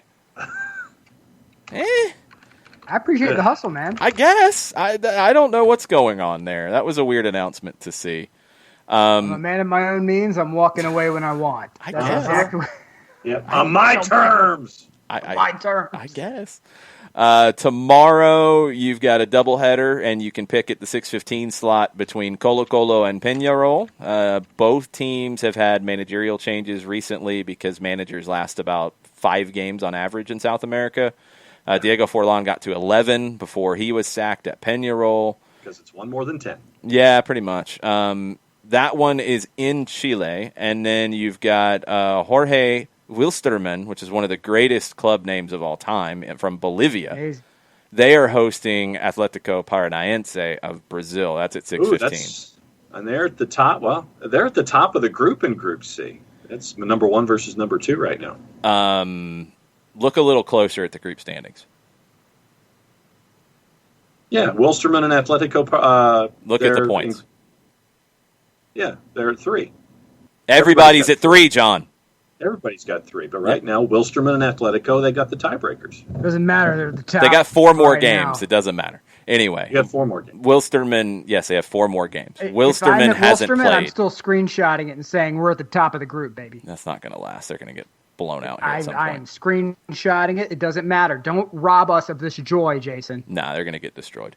Wilstermann. They're getting destroyed. Great name. They're getting destroyed. Santos at 8:30 hosting Olimpia, a club that Atlanta United fans might want to take a look at. That's where Eric Lopez came from. That's at 8:30, and El Diuquito goes to Peru to face maybe my new favorite team. I do have a new Peruvian team now. I didn't have a Peruvian team before. I have one now. Escuela Municipal Deportivo Binacional. Uh-huh. Their logo is incredible. Incredible. I don't know how to describe this thing to you guys. John, you want to take a crack at play-by-playing the Binacional logo for everybody? Yeah, hang on just a second. Let me click on it and let me see if I can get a larger image than the one that I've got. Logo bigger. Okay.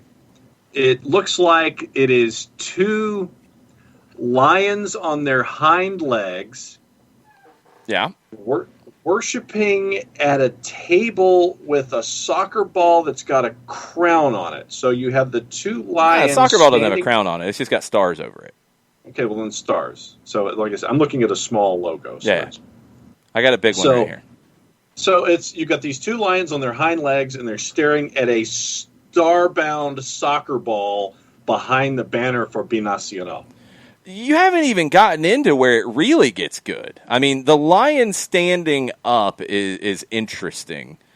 The thing in the middle, I have no idea what's going on with this. It's I think, like a miner's helmet. It's a circle with a slash through it, and I don't know I mean, it looks like the Illuminati.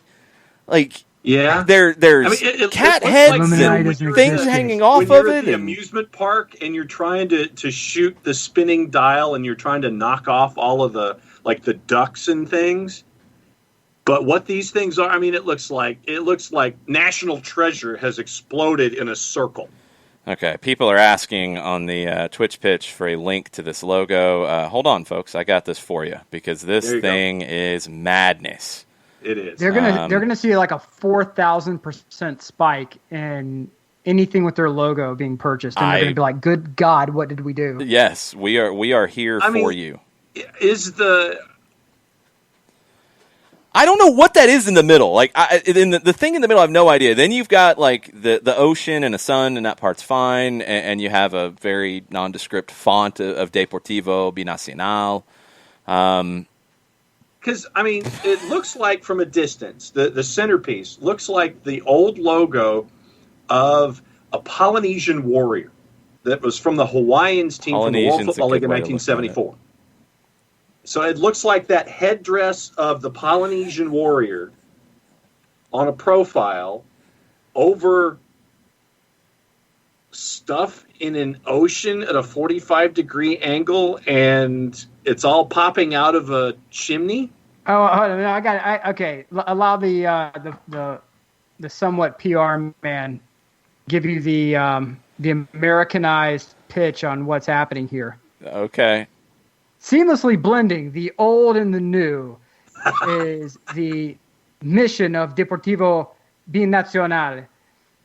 Please note in our logo that the gear meets the old world charm and vigor of our ancestors, as we have decorations that extend beyond the millennia to today, embracing the fighting spirit. John, go ahead. Here's your answer. Go ahead. Give it to me. The crest is composed of a parted coat of arms. The bottom of the half is a stylized sun above the waves of Lake Titicaca. Okay. The top half consists of the flag of the Arequipa region. And after the team turned to the Puno region, the top half was changed to the flag of that region. The coat of arms is supported by two pumas with an Adidas Telstar and 3 golden stars for a crown. Okay, they haven't won anything, so the stars are completely out of place. Or no, they what did they won something. They won in 2019 Torneo finally. Apertura and the Copa Peru. Okay, so I take that back. The stars are there for the they have league. Pumas on their logo. They deserve to have stars on cup. There. Okay, so they get the stars. That's accurate. They did move at one point. They moved regions and they moved back and all that. They are based near the Peru-Bolivia border. That's why you get Binacional as the name. This is incredible. This club was founded in 2010. Oh, wow. They were... Let me make sure I got this right. So... You look at like their regional champions. They won like the Region 8 title in 2012. Yep. They won a Liga Departamental de Puno 2 times in 2013 and 14. They won a different Departamental in 2017. They won all that stuff. They got into the first division. They won it in 2019. They won a cup in 2017. I think that's what got them into the first division. They made the Sudamericana last year for the first time, and this is their first Libertadores appearance. There we go. And just to add to the crazy when it comes to this club, which I've got to get stuff from Binacional because they're amazing. In their Libertadores run, They've played 2 games. They won the opener in Peru over Sao Paulo 2-1. They went to Buenos Aires to face River on March 11th, and they lost 8-0. Solid. Yeah, I like these guys. They are my new favorite club in Peru. I didn't have one before. I need to see the kit. I don't know if the kit can live up to the crest. I just don't think it's possible. Oh, we got to find that. Hold on. The middle is amazing. We have. Did you decide what animal it was, John? Did they say Puma. what animal? They're It's a puma. pumas. Okay, Puma. because we had votes about cougars, but puma makes sense. It is a puma. It's madness, and the logo is one of the most incredible things I've ever seen in my life, and one of the strangest. It's crazy. They are scrappy upstarts, Ropes. That is absolutely true. Yes, they are plucky upstarts even. No, they're Peruvian. It's scrappy in Peru. It's not plucky. Okay. They don't want to be almost as plucky. plucky of upstarts as Liverpool, you know? Yes. It's crazy. Coming from nothing. And Have you found the kits yet? Because I need the kits. Hang on. Amazing. Let's see. Kit. It's probably Cheapo. boring. It's probably not going to live up to the hype. Because the logo's so okay, good. so I think I found something. There's a YouTube video. It's currently kicking a. Let's see. Hold on. And apparently it's off of the New Balance ripoff brand New Athletic. It's a New Balance ripoff brand? What? Uh-huh. It's New Athletic. What is New Athletic? There, yes, Jason, you must get this. Uh-oh. They got a giant New Athletic. It's a ripoff brand of New Balance? Why wouldn't you rip off something better? Yeah, let's see. Who is New Athletic?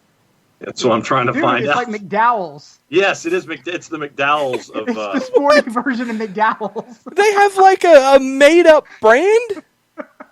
New Athletic. I mean, what? They have the golden arches. We have the golden arcs. Yes. Yeah, New Athletic. If you look at New Athletic, it looks amazingly like New Balance, except it's an A. Yeah, what? What in the world? Yes. This is amazing. Oh my God. The new 2020 home shirt is light blue with white and gold applications. It looks good. I like it. And it's you see that NA right down there at the belly button? Yeah, they got the giant New Athletic on the bottom. That's kind of unnecessary. A series of elements of local culture appear on the Binacional 2020 home football shirt. Among them, a typical pattern stands out in the area of the famous Lake Titicaca, as well as a strip on the left side of the Escuela Municipal Deportivo Binacional home shirt where an Andean cross appears, which is typical of Puno. Comes with the large logo of supplier New Athletic on the bottom. Who is New Athletic? I am getting one of these. Yes. It has my initials on it, so I've got to get it. Right? Yeah, Yes, it's you do. true. It's true. The away jersey is the same template with white. It's got the details of Lake Titicaca and the cross. Yeah. The third kit is all blue. It's somewhere between blue and purple. Yeah, it's kind of like a Manchester City kind The of. picture looks purple-ish. Yeah. I need to know more about New Athletic because this is ridiculous. Did they make up a brand and just slap it on there?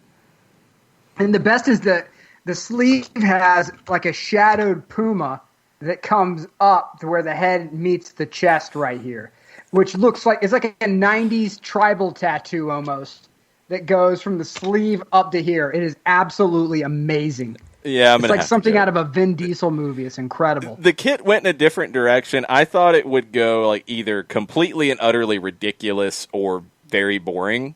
They found the middle ground that kind of works. No, they didn't, Jason. And the This is crest ridiculous. is on No, the it's not that ridiculous. We've seen ridiculous kits. This is ridiculous. It's crazy. It's not ridiculous. There's a difference. Dude, they have tribal cougars on the sleeve. Well, have you seen the logo? I mean, come on. It's got to have something to do with that madness. And a knockoff athletic brand. That's the part that I'm going Prominently bonkers about. featured. That's the part that gets me the most. Wow. And apparently, okay, so a .pe, is that Peruvian? Yeah, that would be Peru. They are based in Peru. It is newathletic.com.pe. Okay. I mean, Yeah, I'm getting one of these. do they do anything other than these kits? Yeah, they do like straight up clothing. I mean, it's like it's like the, like anybody else doing trendy clothing. They do shoes. Feel the power for men, your new athletic running gear. And they've got the guy running through the streets with his NA logo superimposed on the Nick, shirt. you've got to get all new athletic gear. Yes. Because it's got your Top initials to on bottom. it. Top to bottom. All of Yeah. it.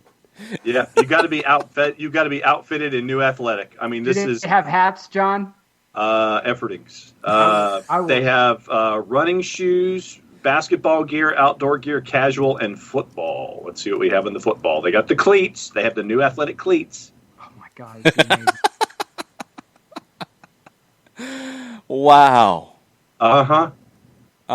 Sport line. They've got dresses, t-shirts, polos, backpacks. I mean, literally, this is the McDowell's of sports clothing.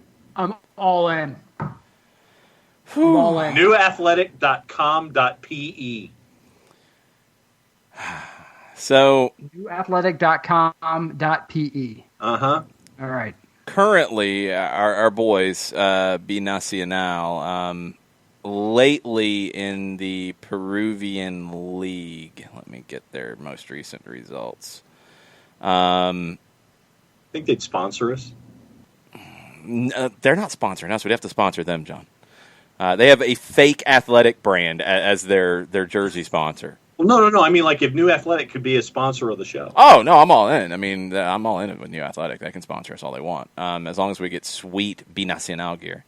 Yes. They won their last match amazing. on Friday. They beat Alianza Universidad 2-1. They drew with Cienciano on the 7th. They drew with San Martin.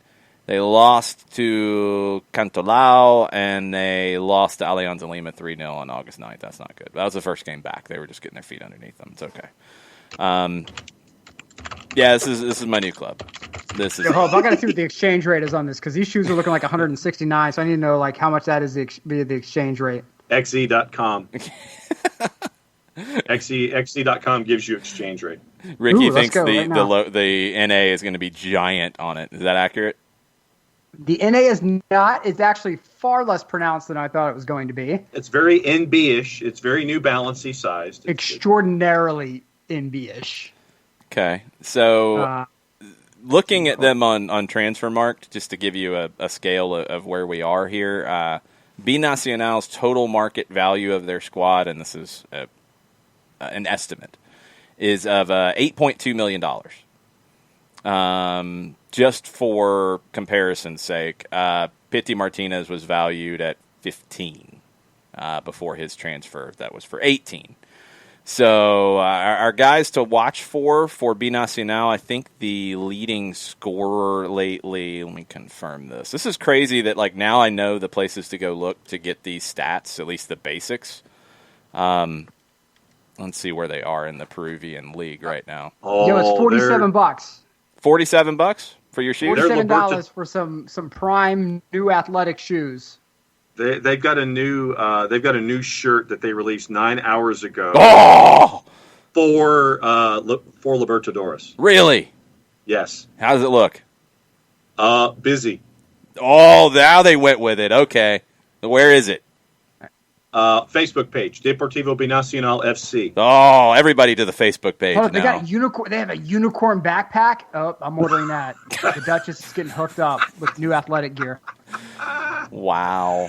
Wow, they have unicorns. Hold up. If you're new to the show. The show rolls on. The show goes on. Oh, yeah. Hold up. Multicolored. You can get it in gray, black, blue, all with unicorns. Beautiful star and heart patterns. Oh man, I'm oh god, did they ship international? Of course they would. Well, no, because in Italy, a lot of places like I was going to stock up on Padova gear, and they're like, "Sorry, sir, we do not ship internationally." Well, see, but that's where and I know that. So we need to know people in Peru if they don't, because then they can ship it here. Alex Pacine just said shipping $378. That's where they get you. Alex has nailed that. That's the thing. I was going to get the new Venezia kit, and then I saw it was like $30 for shipping, and I'm like, I don't know about that. Yes, Ropes. Now we're all just watching Nick shop. That's what the show's turned into. Yes, that's what's happening. Well, right we're all trying to figure out how we can get this new jersey that they $24 for a backpack. I'm in. That's not bad. The new kit's it's not that busy. I mean, it's got like the large new athletic logo still there. They've got a couple of sponsors, which is good. We want our boys to get the sponsorships. That's right. You got the crest on there. It's like a light blue with some gold on the trim of the sleeves. It looks good. Yeah, it does. Poderoso del Sur. Binacional. I feel like this is like Inglourious Bastards, where we're trying to go through and figure out who speaks the most Italian, but in this case, it's who speaks the most Spanish. Like, Jason, you speak the most Spanish out of all of us. Frightening, but man, it might be true, but that's frightening. I probably speak the second most Spanish out of us, unless John is holding out on us. That'd be a no. And then John speaks third most. So, Jason, we need you to call up this wonderful group and find out what the SDH sponsor pricing is. We must get into Copa Libertadores. This is our way. Defensa might be too big for us. We need to go to Binacional. And they have like a bandbox of a stadium, and now so we're moving on. Oh my God, this is amazing. Now, our boy though to watch is Aldair Rodriguez, 26-year-old Peruvian forward. He's valued at $440,000. He has scored 6 goals in 9 matches this season in the Primera División. So that's the boy right there. They don't have any crazy like old veterans that I've been seeing in the Ecuadorian league lately. Ricky's telling us to look at the old kit. I've not seen their old kit yet. For a 10-year-old club, they have an old kit? Well, I mean, they didn't wear this kit forever. Like, New Athletic hasn't been in business that long, John. Wow. I'm shocked they're even in business. Yeah. Their only client. Maybe, but they have unicorn backpacks. They have unicorn backpacks. I'm all in. Oh, my God. What? One of their old kits has the Pumas coming in from the shoulders toward the center of the jersey in a sublimated darker blue. Yes, that's what I was talking about. It's amazing. Oh my God. Okay, so that's the old one. Okay. Now I'm confused because I was like, this kit isn't that crazy. Like their new kits are good. I like it. Yeah, but it's the lighter blue Manchester City kit with dark blue Pumas sublimated coming up the sleeve. Oh, yeah. And over the top. Oh, my God, that's great. Yeah. That's awesome. It looks like some out of a Vin Diesel movie. Yeah, that one's awesome. That's not the same kit that we were talking about. That's even better. With the Pumas coming up the sleeves. They wore that against River when they got spanked, so it might have bad luck now. Oh, yeah. That's not good. Hold up. Where's the... I just did an image. I go into the images on Google because then you'll see the old jerseys. I'm not. I am beyond this. I am looking. There's a white one that's pretty amazing. There's what in the world is going on with that thing? It's a white one with the bottom half like around the midsection that is a sublimated picture of the team. I think. This is a kit. They're wearing this to play a match. There's people in the stands. But it looks like a sublimated picture of the team. And then maybe this is I think it's a championship shirt. No, this isn't a kit. This is like their champion shirt because it's Somos Campeones. But it's got all kinds of madness going on. And I want that shirt. Oh, my God. But I like the Pumas on the sleeve. That's good stuff. That's tremendous. That one.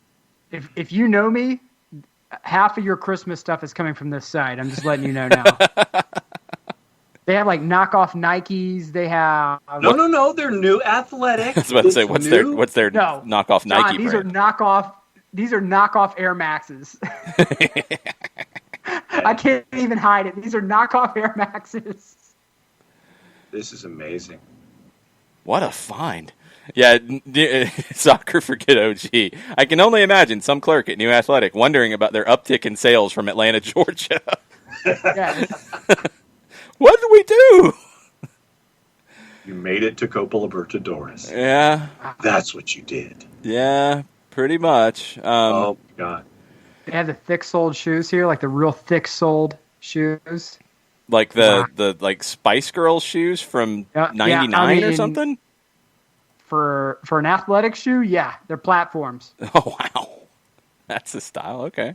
Yeah, if you're on the new athletic site, go to page 3 under Promociones and scroll down. It is bananas.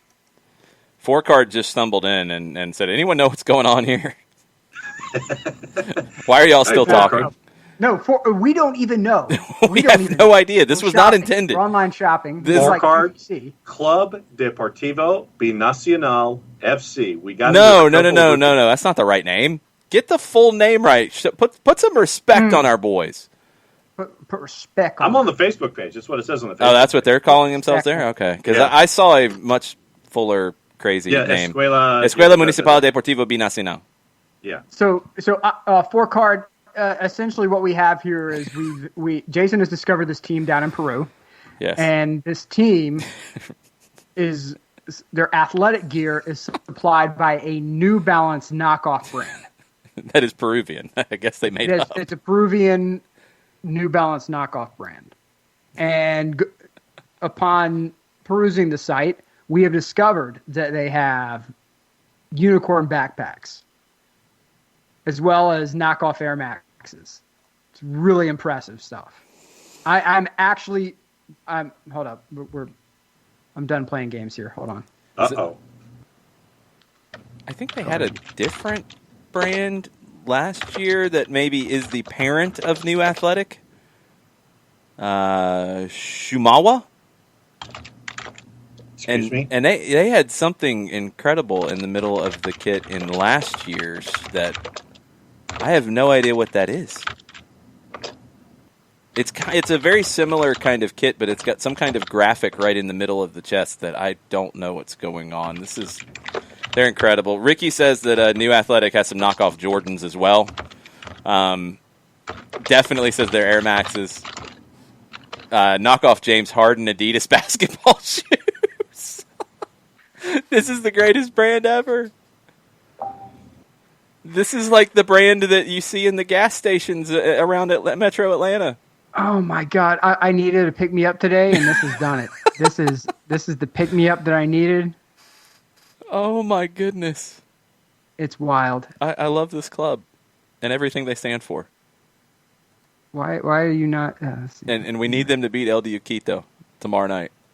They need to bounce back from their 8-0 loss at River. They won their first game at home over Sao Paulo, though. That's what's crazy about it. Then they go to River and get demolished. 8:30 tomorrow night. We might have to have a Binacional watch-along tomorrow night. Which channel is that going to be on? That is on BN Sport. You can watch it on Fanatis. There you go. I have sent them a DM to their Facebook page. No one is there to respond to me right this very second. Although they did say, "Hola, John Freeman Nelson." They're preparing. They got a busy day tomorrow. So they said, "Thanks for the message. No one's here to respond to you at the moment. We will contact you shortly." They're hosting El Quito tomorrow, John. They've got busy things going on. It's okay. I may need to get this backpack for myself. This thing's amazing. Pacine had a good point for you, Nick. He said, Nick, as a small, you should know those are not platforms. They are height normalizers. Look, in the great island of Sicily, I am average height. I will have you know. Four Card wants to know if they have the next Raul Rui Diaz. And maybe it's our boy Aldair Rodriguez. I'll be scouting him tomorrow night. 6 goals in 8 games, or 9 games, 8 starts. And I've seen different names for the Peruvian league. It is the first division, so Primera División would be accurate. But the Liga Uno is also out there as well. So, this is incredible. They're good, Four Card. I mean, they got into the Libertadores. They won the league last year. They played in the Sudamericana last year. They've only been around for 10 years. This is a club that needs our support, and they will be getting it. But New Athletic accepts Diners Club International. For anyone who's... Are they the only ones left who accept Diners Club? Probably. They accept Diners Club is the thing in Peru? It says here that they accept MasterCard, Visa, American Express, and Diners Club. Diners Club. Wow. I got nothing. I got nothing else to add to that. They're in fourth in the current table in the Apertura in Peru. They are 7 points behind Universitario, and they're running out of time to catch them in the Apertura, but they're tied with 5 teams tied for second on 18 points. So it's madness in Peru right now. Binacional. Oh, my God. Wow. Yeah, all in. This is my new team. Apparently they don't have like their own. They don't have like a website, which is strange. They don't have a website? I'm looking for the shop. I want to buy the gear. I am too. That's why I sent them the note on the Facebook page. Right. They will be massively confused. You are about to have an influx of American dollars coming into your coffers. We're trying. Don't keep me from spending foolish money. El Poderoso del Sur. Okay, I got to figure out which bill's not getting paid this month, guys, because I'm about to stock up. Nice. It's what we're here for, to make you do crazy things, Nick. Wow. They have Pumas in their logo. Discover card was dissed by New Athletic. That is accurate. Soccer for Good OG. I was kind of wondering where Discover was, if Diners Club was mentioned. As John pounds away on his keys. This is what the show is broken down into. We go from ranting and raving about soccer stuff to suddenly watching 3 goons shop on a Peruvian knockoff athletic gear site. It's accurate. While you guys are still shopping, I will hit the rest of the matches on Wednesday in the Libertadores. 6:15, you got 2. One, it should be a good one. Internacional, who's leading the Brasileiro. They are hosting América de Cali. And Estudiantes Merida is hosting Alianza Lima, another Peruvian team in the competition. Those are both at 6:15. 8:30 on Wednesday, you got 3 matches to choose from.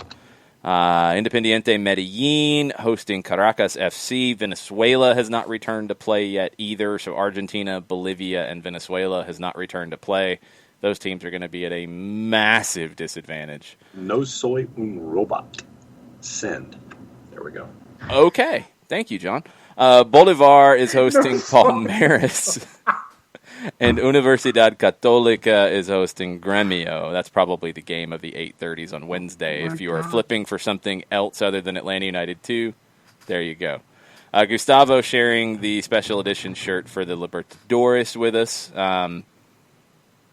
That was, okay, the special edition Libertadores shirt is the one with the Pumas del Sur on the front. It's cool because it's not like going up the sleeve like the Adidas stripes do. It's like in the front of the sleeve going up to like the collarbone. Mm-hmm. The gold trim on the white collar and the white sleeves, very nice. Of course, the giant New Athletic logo all over the place. They're beautiful kits, and they have giant Pumas on them. And the, I guess, alternate to that, I think that's the primary, the light blue. They have a white alternate that has is Mayan maybe the proper one here. I think it could be different. It's like a graphic in light blue on a white kit behind everything going on, still with the Pumas on the sleeves. I want all of these. They're all amazing. Binacional, we are big fans of your work. And New Athletic, keep knocking off every other brand you can possibly find, please. Well, I wish that New Athletic would give me knockoff Jordan 11s in the Concord. If we can make that happen. If you find those, you better let me know. I am all in on some knockoff Peruvian Air Jordan Concords that are like $20 and cost like $25 to ship. All in. Right. They're trying to make me sign up for an account here, which I'm Oh, it does. Give him your 9th email address. I know. Wow. All right. I think we've done enough madness tonight. We have. There's shopping that needs to happen. Yes, it might be $10 by boat, by llama boat. Even better, Kefsey. We will be watching Binacional tomorrow night. Maybe we'll do a Libertadores watch along for kicks and giggles here. We'll see if we can pull that off. Libertadores will be a lot of fun. We'll be talking about it on the morning shows, but there's all kinds of craziness going on with this competition. This is the first one, since the completion of the second legs of the Champions League, that this is the first one that's going to have international travel, and CONMEBOL and FIFA are looking at this really closely to figure out how they're going to do World Cup qualifiers in this scenario. So there will be a lot of eyeballs on the Libertadores anyway, but add some extra ones watching what's going on with Boca going into Paraguay and all the other madness. So we'll be breaking all that down as we go all week. We'll be cheering for Binacional and Defensa y Justicia as well. We're not going to forget about our boys. No, can't do that. Not. Can't do that. I don't know if DH Gate has the Binacional kits, but if they do, that'd be even wilder to get knockoffs. They have the knockoff Jordan 12s. A double knockoff? New Athletic has the knockoff Jordan 12s. Yeah, the knockoff Jordan 12s are on page 4 of yeah. You guys act like I'm not going to find this stuff. I will dig. You've gone down a Puma hole and you ain't coming out. We're around the horn. We didn't even get into it. Bundesliga starts on Friday and Saturday. All the games on ESPN Plus. Good for them. Still waiting for the Scottish League. Scottish League, yeah. I thought it would have been announced for this week. It has not yet. So we'll see if the Scottish League gets added to ESPN Plus. All the things. It's a busy week in the soccer world, and it's going to continue to get weirder as we go and we find more teams like our new Peruvian overlords, Binacional. El Poderoso del Sur. That is our squad. We're going to get on that kit. They had like 2 other sponsors on there. We're going to get SDH on that kit somehow. Yeah, we got to figure out seriously what it's going to cost to get on that kit. I think it might be doable, but we will figure this out. All right.